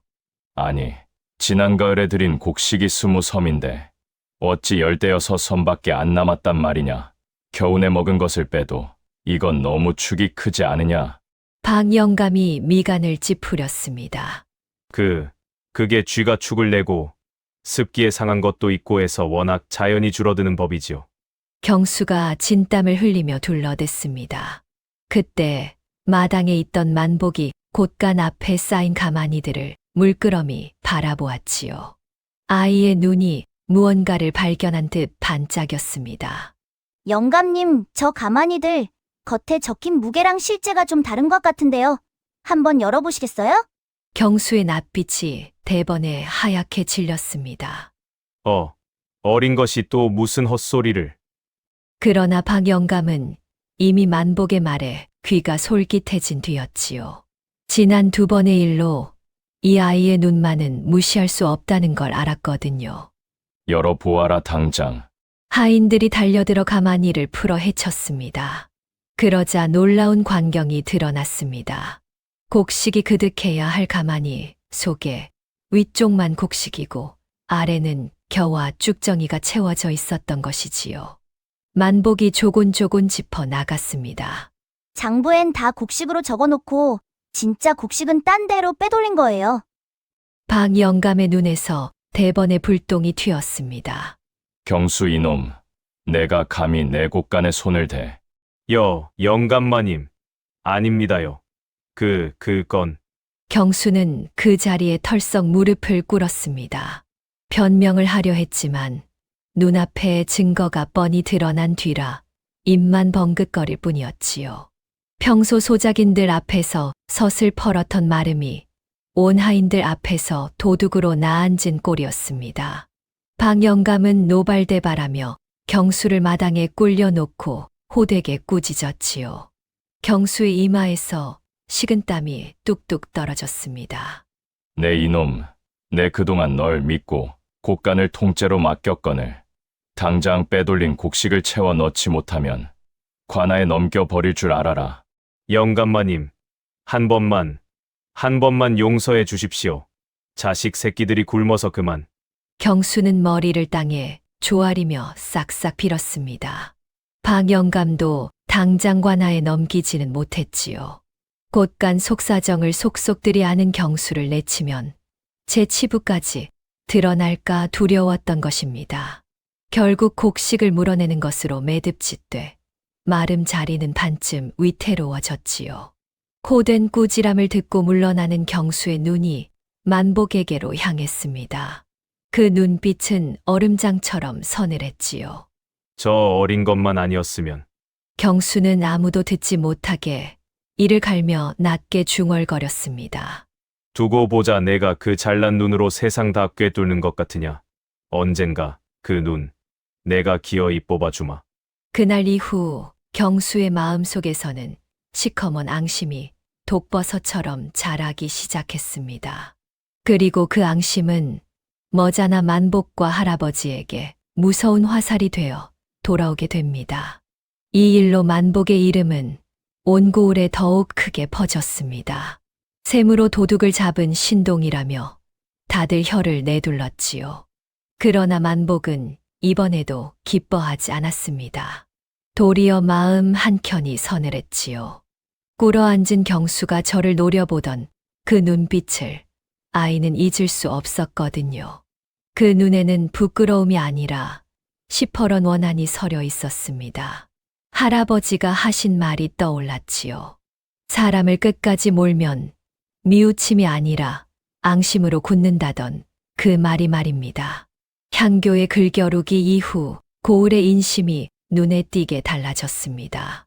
9살 신동이 만물 박사를 글로 이겼다는 이야기가 집집마다 안주거리가 되었지요. 그동안 박 영감의 눈치를 보느라 입을 다물던 사람들이 하나둘 마음을 바꾸기 시작했습니다. 그 떠돌이 훈장 알고 보니 보통 분이 아니었어. 손자를 저리 키운 걸 보게. 박 영감 말만 믿고 애를 뺀 게 후회막심이네. 그러던 어느 날 아침 덕원 노인의 글방 앞에 뜻밖의 손님들이 찾아왔습니다. 예전에 글방을 떠났던 아이들과 그 부모들이었지요. 맨 앞에 선 것은 봉구의 아버지였습니다. 어인 걸음들이시오. 덕원 노인이 놀란 얼굴로 물었습니다. 군장 어른, 면목이 없습니다. 남의 말만 듣고 아이를 뺐던 저희가 어리석었지요. 부디 우리 봉구를 다시 받아주십시오. 봉구 아버지가 고개를 깊이 숙였습니다. 그 뒤로 선 부모들도 하나같이 미안한 낯으로 머리를 조아렸지요. 노인의 눈시울이 붉어졌습니다. 텅 비었던 마루에 다시 아이들의 제잘거림이 돌아온다는 것. 그것은 늙은 훈장에게 무엇과도 바꿀 수 없는 기쁨이었지요. 오시오 글방문은 원래 누구에게도 다친 적이 없었소. 노인의 목소리가 가늘게 떨렸습니다. 그날 먼지만 앉아있던 글방 마루가 오랜만에 북적였지요. 아이들의 낭낭한 글 읽는 소리가 다시 담을 넘어 골목까지 울려 퍼졌습니다. 그날 수업에서 재미난 일이 하나 있었습니다. 글자를 더디 깨치는 어린 학동 하나가 자꾸만 같은 글자에서 막혔지요. 아이는 얼굴이 빨개져 눈물이 그렁그렁했습니다. 그때 만복이 슬그머니 그 곁으로 다가가 앉았지요. 괜찮아, 나도 이 글자 처음엔 10번도 넘게 틀렸어. 자, 이건 나무목 자야. 이렇게 가지가 쫙 벌어진 나무 모양이라고 생각하면 안 잊어버려. 만복이 손가락으로 땅바닥에 글자를 쓰며 차근차근 일러주었습니다. 어린 학동의 얼굴이 그제야 환하게 펴졌지요. 그 모습을 지켜보던 덕원 노인이 흐뭇한 미소를 지었습니다. 보아라, 저것이 바로 삼인행 필요하사언이니라. 만복이는 가르치며 제 알물 더 굳히고 저 아이는 배우니 둘 다 잘하는 게야. 아이들이 무슨 뜻인지 몰라 눈을 껌뻑였지요. 아무리 어려도 남을 가르칠 수 있고 아무리 늙어도 배울 것이 있다는 말이다. 배움이란 원래 위아래가 없는 것이야. 만복은 그 말을 들으며 별밤에 할아버지가 들려주던 이야기를 다시 떠올렸습니다. 그때는 흘려들었던 그 말이 이제야 조금씩 가슴에 와닿는 듯 했지요. 할아버지의 얼굴에 오랜만에 환한 웃음이 피어난 것을 보자 만복의 코끝이 시큰해졌지요. 그토록 지키고 싶었던 것이 바로 저 웃음이었으니까요. 할아버지, 이제 예전처럼 됐어요. 그렇죠? 그래, 다 내 덕이다. 허나 만보가 너무 마음을 놓치는 말거라. 노인은 기쁜 와중에도 어쩐지 불안을 떨치지 못했습니다. 궁지에 몰린 짐승이 가장 사나운 법이야. 노인의 예감은 틀리지 않았습니다. 바로 그 무렵 박영감의 집 안채에서는 은밀한 모의가 벌어지고 있었지요. 글방이 되살아나고 제 위신이 땅에 떨어졌다는 소식에 박영감은 이성을 잃을 지경이었습니다. 이대로는 안 되겠다. 그 늙은이와 손자 놈을 이 고을에서 아예 뿌리 뽑아야 해. 그는 반쯤 내쳤던 경수를 다시 불러들였습니다. 곡식을 빼돌린 죄로 꿀렸던 바로 그 경수를 말이지요. 두 사람은 이제 만복을 향한 원한이라는 한 가지 마음으로 다시 손을 맞잡았습니다. 영감마님 힘으로도 글로도 그 어린 것을 당해낼 재간이 없습니다. 그렇다면 방법은 하나뿐이지요. 경수가 음흉한 목소리로 속삭였습니다. 무슨 방법이냐? 그 신동의 힘은 결국 제하랍이 아닙니까? 뿌리를 치면 나무는 절로 쓰러지는 법이지요. 그 떠돌이 훈장부터 손을 봐야 합니다. 박영감의 눈이 번뜩였습니다. 경수의 말이 그가 가장 원하던 바를 정확히 찔렀거든요. 헌데 마침 그 훈장한테 아주 큰 약점이 하나 있습니다. 약점이라니. 생각해 보십시오. 그 늙은이가 대체 어디서 굴러온 누굽니까? 성도, 본관도, 진한 내력도 아는 이가 아무도 없지요. 제 입으로도 통 밝히질 않고요. 한마디로 제가 누구인지조차 증명 못하는 자란 말입니다. 경수의 말에 박영감의 표정이 묘하게 굳었습니다. 그 늙은이가 누구인지 사실 박영감만은 알고 있었으니까요. 그러나 그는 아무 내색도 하지 않았습니다. 제 근본도 못 밝히는 떠돌이가 감히 남의 자식을 가르쳐왔다. 여기에 죄목 하나만 얹으면 어찌 되겠습니까? 나라의 글을 함부로 어지럽히고 어린 것들을 그릇된 학문으로 홀렸다고요. 관가에 고하면 빠져나갈 구멍이 없습니다. 경수가 회심의 미소를 지었습니다. 없는 죄를 만들어 씌우잔 말이냐? 없긴 왜 없습니까? 만들면 있는 것이지요. 마침 새로 부임하신 현감나리가 영감마님과 각별하지 않습니까? 그 말에 박영감의 입꼬리가 스르르 올라갔습니다. 새로 부임한 현감은 재물을 몹시 밝히는 사람이었습니다. 박영감이 그동안 뇌물로 살뜰히 구워 삶아 둔 터였지요. 현감의 손만 빌리면 떠돌이 훈장 하나쯤 없는 죄로 얽는 것은 일도 아니었습니다.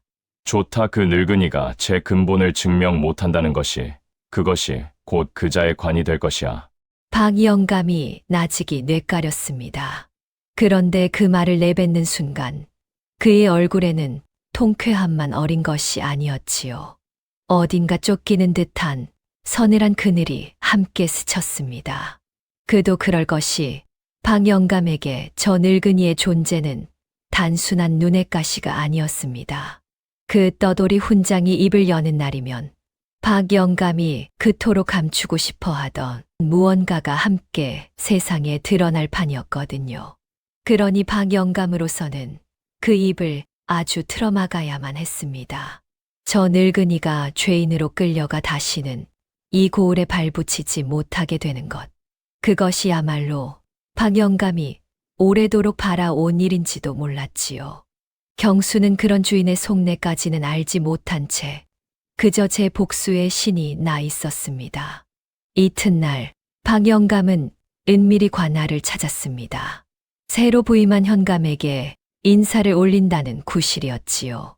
그러나 그 소매자락 속에는 묵직한 비단 주머니가 감춰져 있었습니다.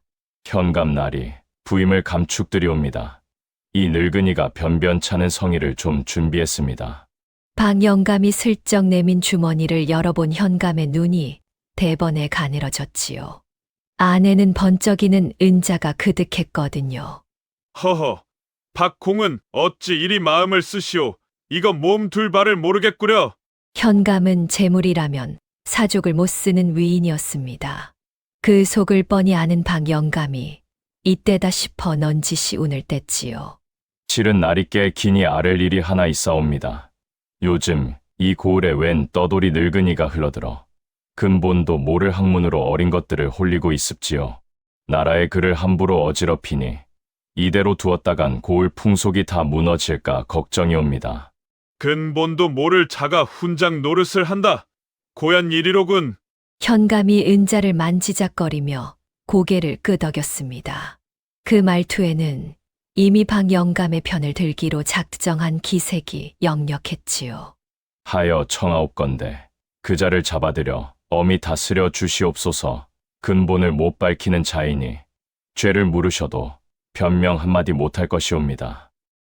알겠소.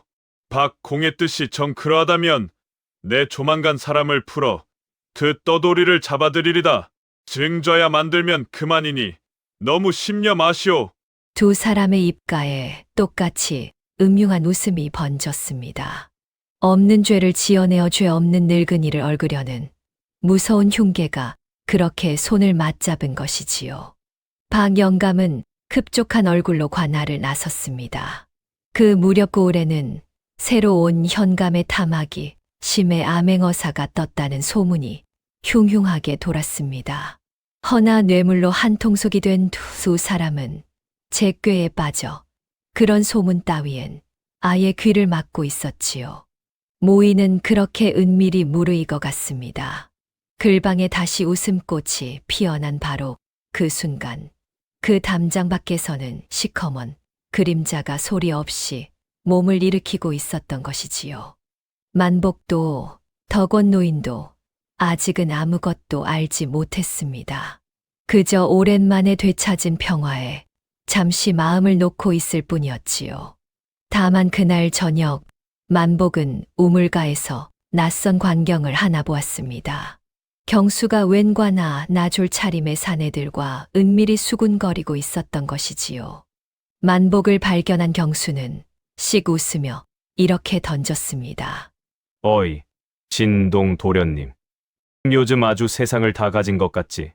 헌데 사람 일이란 게 하루아침에 뒤집이기도 하는 법이란다. 그 웃음이 어쩐지 서늘해 만복은 등골이 오싹했습니다. 무슨 소리예요? 그게 곧 알게 될 게다, 아주 곧. 경수는 그 말만 남기고 사라졌습니다. 만복은 알 수 없는 불안에 그날 밤 좀처럼 잠을 이루지 못했지요. 무언가 시커먼 것이 다가오고 있다는 예감이 자꾸만 가슴을 짓눌렀습니다. 그러나 그것이 할아버지를 향한 것이라고는 차마 상상조차 하지 못했지요. 그저 제게 닥칠 일이려니 그리 여겼을 뿐입니다. 그러나 폭풍은 언제나 가장 볕이 좋은 날 몰래 다가오는 법입니다. 그리고 그 폭풍은 만복이 미처 상상하지도 못한 곳을 향해 몰아치려 하고 있었습니다. 흉계는 발빠르게 움직였습니다. 먼저 경수가 은밀히 소문을 퍼뜨리기 시작했지요. 그 떠돌이 훈장이 실은 나라에서 쫓겨난 죄인이라느니 근본도 모를 사문난적이라느니 하는 말들이었습니다. 사문난적이란 학문의 바른 길을 어지럽히는 무리를 이르는 말이지요. 글쎄, 그 늙은이가 애들한테 이상한 걸 가르친다지 뭐야. 관아에서도 눈여겨보고 있다더라고. 괜히 엮이지 말자고. 어렵게 돌아섰던 인심이 그 말 몇 마디에 다시 술렁이기 시작했습니다. 사람 마음이란 참으로 약한 것이어서 근거 없는 소문에도 쉬이 흔들렸지요. 아이를 다시 보냈던 부모들이 또다시 눈치를 보기 시작했습니다. 그러나 만복은 그런 소문 따위에 굴하지 않았습니다. 할아버지, 다 헛소문이에요. 저런 거 신경 쓰지 마세요. 괜찮다. 참말은 언젠가 제 발로 걸어 나오는 법이니. 덕원 노인은 담담했지요. 그러나 그 담담함 속에 옅은 그늘이 드리운 것을 만복은 미처 보지 못했습니다. 그리고 마침내 그날이 왔습니다. 햇살이 유난히 맑던 어느 아침이었지요. 글방에서 아이들의 글 읽는 소리가 한창일 때였습니다. 난데없이 대문이 부서질 듯 열리며 관아의 나졸들이 우르르 들이닥쳤습니다. 관아에서 나왔다. 죄인 덕원은 오라를 받아라. 아이들이 비명을 지르며 흩어졌지요. 평화롭던 글방이 삽시간에 아수라장이 되고 말았습니다. 할아버지, 만복이 새파랗게 질려 달려 나왔습니다. 우리 할아버지가 무슨 죄를 지었다고 이러세요? 놓아요. 놓으라고요. 아이는 나졸들에게 매달렸지만 어른들의 힘을 당해낼 수는 없었지요. 나졸들은 사정없이 노인을 오라로 묶었습니다. 만보가 소란 피우지 말거라. 이 할아비는 죄가 없으니 곧 돌아올 것이다. 덕원 노인은 오히려 손자를 다독였습니다. 그 와중에도 노인의 등은 꼿꼿하게 펴져 있었지요. 바로 그때 담 너머에서 박영감과 경수가 이 광경을 지켜보고 있었습니다. 박영감의 입가에는 숨길 수 없는 웃음이 걸려 있었지요. 째째, 저리 근본도 없는 것이 남의 자식을 가르치려 들다니. 진작 일이 됐어야지. 경수도 그 곁에서 고소하다는 듯 낄낄거렸습니다. 그런데 노인이 끌려 나오다 문득 담 너머의 박영감과 눈이 딱 마주쳤습니다. 그 순간 박영감은 저도 모르게 흠칫하며 눈을 피했지요. 승자인 제가 오라에 묶인 늙은이의 눈을 차마 마주 보지 못한 것이었습니다. 노인이 끌려간 뒤 나졸들은 글방마저 부수기 시작했습니다. 이곳은 폐쇄한다. 당장 헐어버려라. 현감의 명이라 했지요. 사내들이 달려들어 초가의 기둥을 넘어뜨리고 마루를 뜯어냈습니다. 그토록 아이들의 글소리가 정답던 그 마루가 순식간에 잿더미처럼 무너져 내렸지요.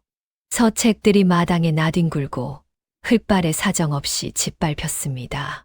만복은 그 광경을 그저 넋을 잃고 바라볼 수밖에 없었습니다. 무너진 글방 앞에 만복은 홀로 주저앉았습니다. 흙투성이가 된 서책들을 하나하나 주워 가슴에 안았지요. 할아버지가 평생을 지켜온 것들이었습니다. 그 소중한 것들이 이렇게 한순간에 짓밟히고 만 것이지요. 내가 나서지만 않았어도. 아이의 눈에서 참았던 눈물이 왈칵 쏟아졌습니다. 제가 영감을 건드린 탓에 할아버지가 이 꼴을 당한 것만 같아 가슴이 갈갈이 찢어지는 듯 했지요. 그날 오후 만복은 관아의 옥으로 달려갔습니다. 차가운 돌바닥에 할아버지가 오라에 묶인 채 앉아 있었지요. 하룻밤새 더 야위어 보이는 그 모습에 만복은 그만 울음을 터뜨렸습니다. 할아버지, 제가 괜히 나서서. 쇠창살을 붙든 아이의 손이 파르르 떨렸습니다. 덕원 노인은 창살 너머로 손을 뻗어 손자의 손등을 가만히 덮었지요. 아니다. 이 일은 내 탓이 아니야. 옳은 것을 옳다 한 것이 어찌 죄가 되겠느냐. 그치만 제가 가만히만 있었으면 할아버지가 이렇게 만보가, 잘 듣거라. 노인의 목소리는 낮았지만 흔들림이 없었습니다. 내가 옳은 것을 옳다 하지 않았다면 이 할아비는 몸은 성했을지언정 마음은 죽었을 게다. 이 할아비가 여태 너에게 가르친 모든 것이 다 거짓이 되었을 테지. 몸이 갇히는 건 두렵지 않다. 다만 내가 이 일로 곧은 마음을 잃을까? 그것이 두려울 뿐이야. 노인의 눈이 손자를 깊이 들여다보았습니다. 만복은 눈물을 삼키며 물었습니다. 할아버지 사람들이 그래요. 할아버지가 근본도 모를 사람이라고. 그래서 죄를 빠져나갈 수 없을 거라고요. 정말 할아버지가 누군지 증명할 방법이 없어요? 노인은 한동안 말이 없었습니다. 그 눈에 만복이 처음 보는 깊은 그늘이 스쳤지요. 이 할아비에게도 세상에 다 말하지 못한 지난 날이 있단다. 부끄러워 스스로 이름을 묻어버린 날이 있었지. 그게 무슨 말이에요? 때가 되면 묻어둔 것도 스스로 걸어 나오는 법이다. 참말은 아무리 깊이 묻어도 썩지 않고 언젠가 땅을 뚫고 올라오는 게야. 노인은 더 말하지 않았습니다. 그러나 그 말 속에 만복은 무언가 실마리가 숨어 있음을 어렴풋이 느꼈지요. 할아버지에게도 감춰진 지난 날이 있고 그것이 이번 일과 어쩌면 이어져 있을지도 모른다는 것을요. 이제 그만 가거라. 날이 저물면 옥사장이 성화다. 몸 조심하고. 할아버지, 조금만 기다리세요. 제가 꼭 할아버지를 여기서 나오게 할게요. 만복은 이를 악물고 돌아섰습니다. 그날 밤 만복은 무너진 글방터에 홀로 앉아 있었습니다. 달빛만 차갑게 폐허를 비추었지요. 샘으로도 글로도 그 무엇으로도 이 일만은 어찌할 수가 없었습니다.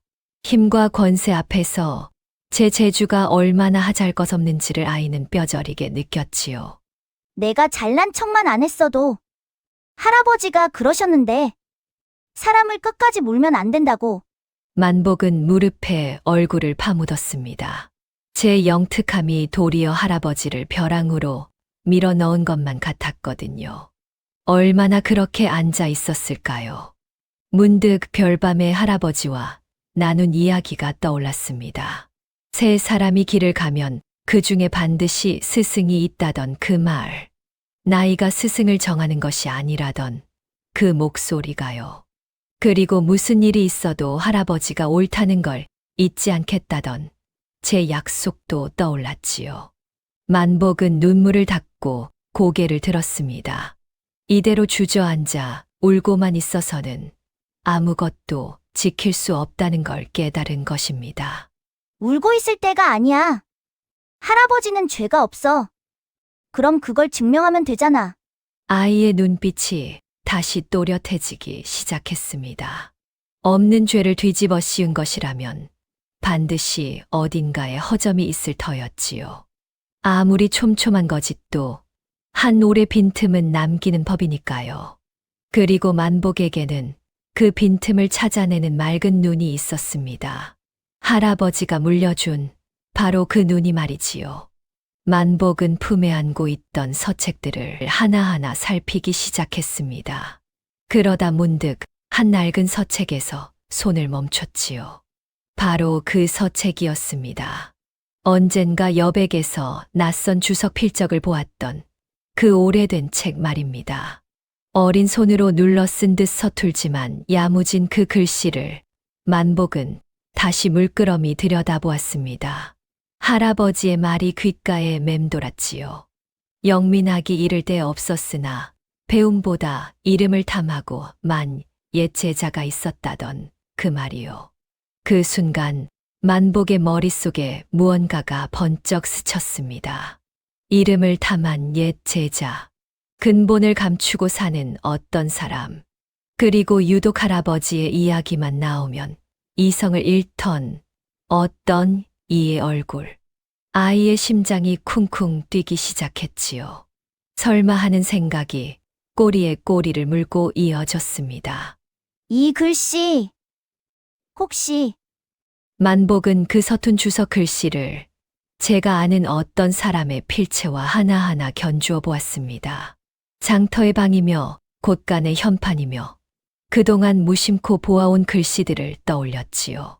견주면 견줄수록 그 획을 그은 버릇이 어쩌면 이리도 닮았는지요. 만복의 등줄기에 소름이 돋았습니다. 만약 이 짐작이 맞다면 이 서책 한 권이 모든 것을 뒤집을 열쇠가 될 수도 있었지요. 할아버지의 무죄를 밝히는 것을 넘어 감춰진 진실 전부를 세상에 드러낼 열쇠가요. 그러나 서책 한 권만으로는 부족했습니다. 낡은 책의 글씨만으로 어찌 세상을 다 납득시키겠어요. 좀 더 확실한 증거가 반드시 하나 더 있어야 했지요. 만복은 밤새 생각에 잠겼습니다. 그 사람이 그토록 감추고 싶어 하는 것이 있다면 그것을 증명할 물건 또한 어딘가 꼭꼭 숨겨두었을 터. 그리고 그 물건이 있는 곳을 아는 사람이 이 고을에 딱 하나 있었지요. 바로 그 집 속사정을 손바닥 보듯 아는 마름 경수였습니다. 이튿날 어스름 만복은 남몰래 경수를 찾아갔습니다. 곡식을 빼돌린 일이 들통나 경수 또한 관아의 조사를 앞두고 궁지에 몰려 있을 때였지요.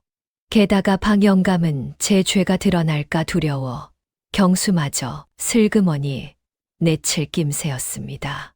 마름어른, 영감님이 어른을 지켜줄 것 같아요? 곳간 속사정을 다 아는 어른을 그냥 두실 분이던가요? 경수는 흠칫했습니다. 아이의 말이 제가 밤새 곱씹던 불안을 정확히 찔렀거든요. 어린 것이 무슨 말을 하려는 게냐? 영감님이 아무한테도 안 보여주고 숨기고 싶어하는 물건이 하나 있죠? 사실 만복도 그런 물건이 있는지는 확신할 수 없는 부분이었지요. 하지만 이내 경수의 눈이 크게 흔들리는 것을 보며 말을 이었습니다. 어른은 그게 어디 있는지 알잖아요. 그게 어디 있는지 말해주기만 하면 돼요. 만약 어른께서 영감님을 먼저 돌아서서 진실을 밝힌다면 어른의 죄도 훨씬 가벼워질 거예요. 만복은 조곤조곤 그러나 또렷하게 설득했습니다. 버림받을 게 뻔한 주인에게 끝까지 매달릴지 아니면 진실을 밝혀 제 살기를 찾을지 경수의 마음이 그 밤 크게 흔들렸지요. 한참을 망설이던 경수가 마침내 낮게 입을 열었습니다. 그래 그 벼루 있다. 안채 서재교의 맨 밑바닥에 헝겊으로 꽁꽁 싸매두었지. 한쪽 귀가 이 나간 낡은 벼루야. 경수는 벼루가 놓인 자리를 낱낱이 일러주었습니다. 그러곤 국문 자리에서 그 사실을 증언하기로 만복과 굳게 약조했지요. 국문 자리에 서기 전 사흘 동안 만복은 흙 묻은 서책을 끌어안고 밤낮으로 매달렸습니다. 글씨 하나, 획 하나를 견주고 또 견주며 증거를 벼렸지요. 드디어 국문을 하루 앞둔 밤, 만복은 뜬 눈으로 나를 지새웠습니다. 밤을 꼬박 새운 아이의 눈은 벌겋게 충혈되어 있었지만 그 안의 빛만은 어느 때보다 형형했지요. 그 자리는 할아버지를 죽음으로 몰아넣을 함정이 될 수도 아니면 모든 진실이 드러날 무대가 될 수도 있었습니다. 어느 쪽이 될지는 오롯이 만복에게 달려 있었지요. 아이는 흙 묻은 서책을 가슴 깊이 끌어안았습니다. 이제 이 조용하던 아이의 진짜 싸움이 시작되려 하고 있었습니다. 드디어 국문이 열리는 날이 밝았습니다. 관아 마당에는 온 고을 사람들이 구름처럼 모여들었지요. 떠돌이 훈장이 어떤 벌을 받게 될지 다들 숨을 죽이고 지켜보았습니다. 상석에는 현감이 위엄을 부리며 앉았고 그 곁에는 방 영감이 느긋한 얼굴로 자리했지요. 이윽고 오라에 묶인 덕원 노인이 마당 가운데로 끌려 나왔습니다. 그 꼿꼿한 등을 보며 사람들은 안타까운 한숨을 내쉬었습니다. 주레인 덕원은 듣거라. 근본도 밝히지 못하는 자가 함부로 학문을 사칭하여 백성을 홀렸으니 그 죄가 실로 무겁도다. 현감의 호통이 마당을 울렸습니다. 내 죄를 인정하고 순순히 벌을 받겠느냐? 덕원 노인은 담담히 고개를 들었지요. 나는 다만 아이들에게 바른 글을 가르쳤을 뿐이요. 그것이 죄라면 달게 받겠소. 허, 아직도 뉘우칠 줄을 모르는구나. 여보아라, 당장 저자에게 곤장을. 바로 그때였습니다. 잠깐만요. 맑고 또랑또랑한 목소리가 마당을 가르며 울려 퍼졌습니다. 사람들의 시선이 일제히 쏠렸습니다. 9살 만복이 품에 낡은 서책 한 권을 안고 마당 한복판으로 걸어 나온 것이지요. 저 어린 것은 또 무엇이냐 썩 물러가지 못할까? 현감 날이 저희 할아버지가 근본 없는 자라 하셨지요? 그게 사실이 아니라는 걸 증명하면 할아버지를 풀어주시는 거지요? 당돌한 아이의 말에 현감의 미간이 꿈틀했습니다. 그러나 무사람이 지켜보는 자리라 함부로 내칠 수도 없었지요. 무엄한 것. 좋다. 어디 짓거려 보아라. 헛소리면 내 놈도 함께 벌하리라. 만복은 품에서 서책을 꺼내 높이 들어 보였습니다. 이 책은 저희 할아버지가 평생 지녀온 책이에요. 그런데 이 책 여백에는 할아버지 글씨가 아닌 다른 사람의 주석이 빼곡히 적혀 있어요. 아주 어린 손으로 서툴지만 야무지게 눌러 쓴 글씨지요. 아이는 한 장을 펼쳐 사람들에게 보였습니다. 이건 오래전 할아버지에게 글을 배우던 어떤 제자가 적어둔 거예요. 그러니까 저희 할아버지는 근본 없는 떠돌이가 아니라 한때 제자를 거느리고 가르치던 어엿한 스승이셨다는 뜻이에요. 사람들이 술렁이기 시작했습니다. 제자를 거느렸다는 증거가 어디 있느냐? 그깟 낙서 하나로. 낙서가 아니에요. 이 글씨의 주인이 누군지 지금 이 자리에 계시거든요. 만복의 눈이 천천히 한 사람에게로 향했습니다.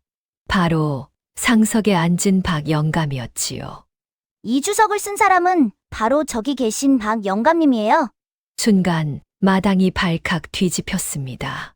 박영감의 얼굴이 대번에 하얗게 질렸지요. 무슨 헛소리냐? 내가 언제 저런 떠돌이한테 글을 배웠단 말이냐? 박영감이 벌떡 일어나 소리쳤습니다. 그럼 글씨를 맞대보면 되잖아요.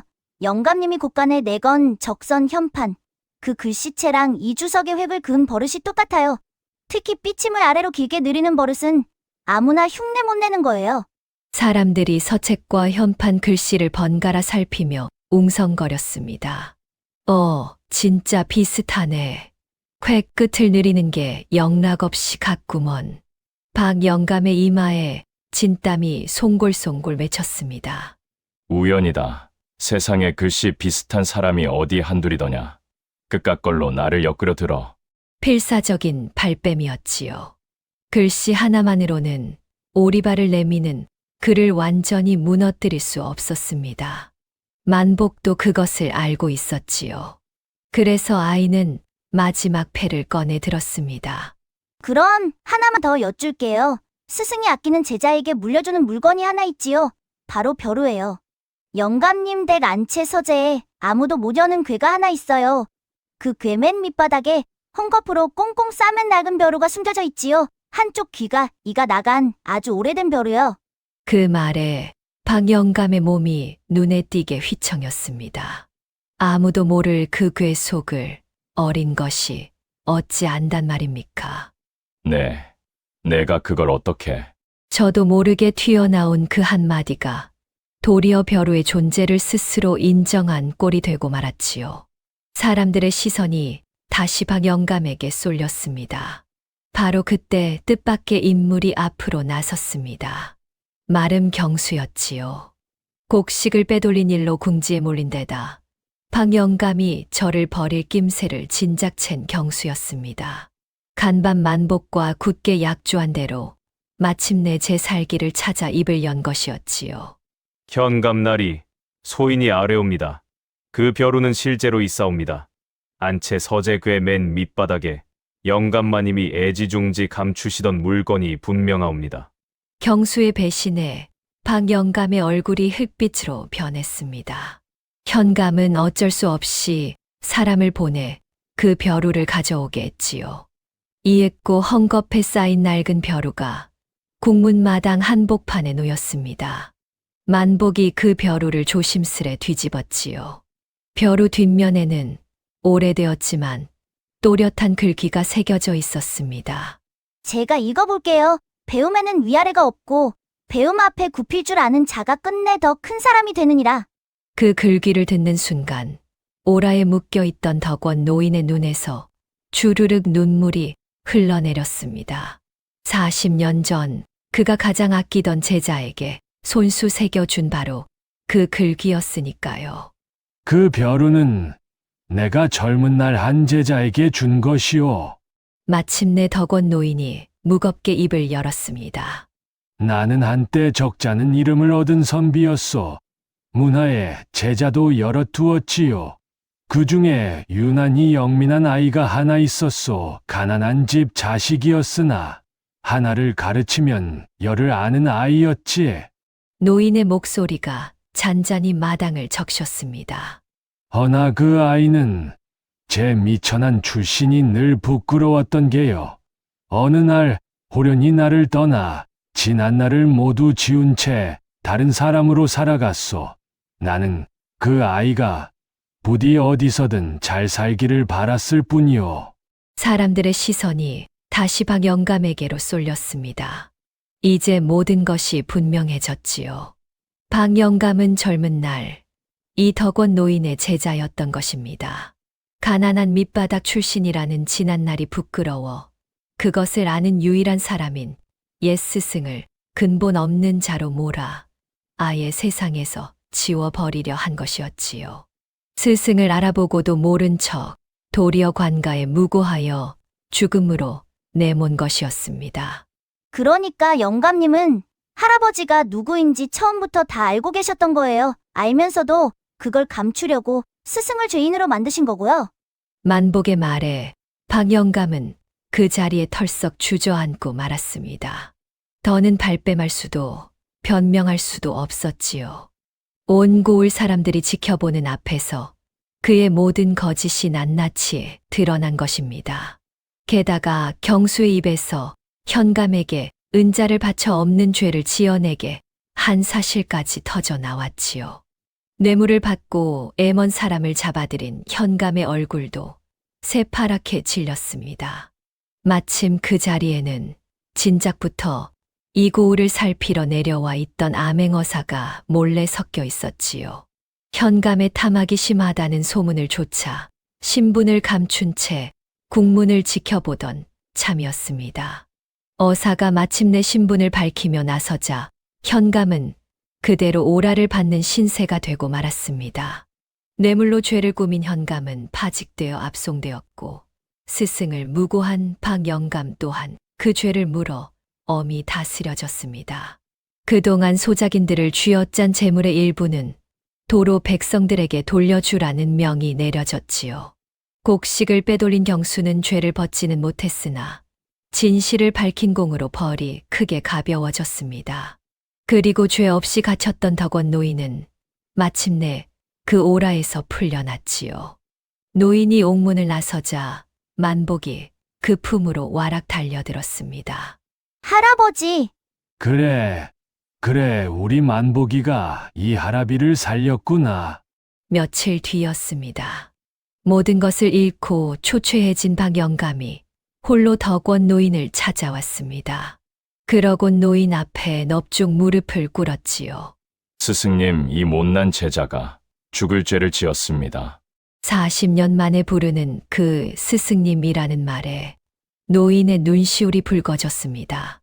저는 제 미천한 출신이 부끄러워 그것을 아는 스승님을 지우려 했습니다. 배움을 준 은인을 도리어 원수로 갚았지요. 이 죄를 어찌 다 갚겠습니까? 박영감의 어깨가 들썩였습니다. 덕원 노인은 그 굽은 등을 가만히 일으켜 세웠습니다. 늦었지만 이제라도 고개를 숙였으니 되었네. 사람이 부끄러운 것은 미천한 출신이 아니라 배울 것을 배우려 하지 않는 마음이야. 노인은 나직이 한 구절을 읊었지요. 미니와 불치하문이라 하였네. 영민하면서도 배우기를 좋아하고 아랫사람에게 묻는 것을 부끄러워하지 않는다는 말일세. 자네는 영민했으나 그 마지막 하나를 끝내 놓쳤던 게야. 박 영감은 그 말에 뜨거운 눈물을 쏟았습니다.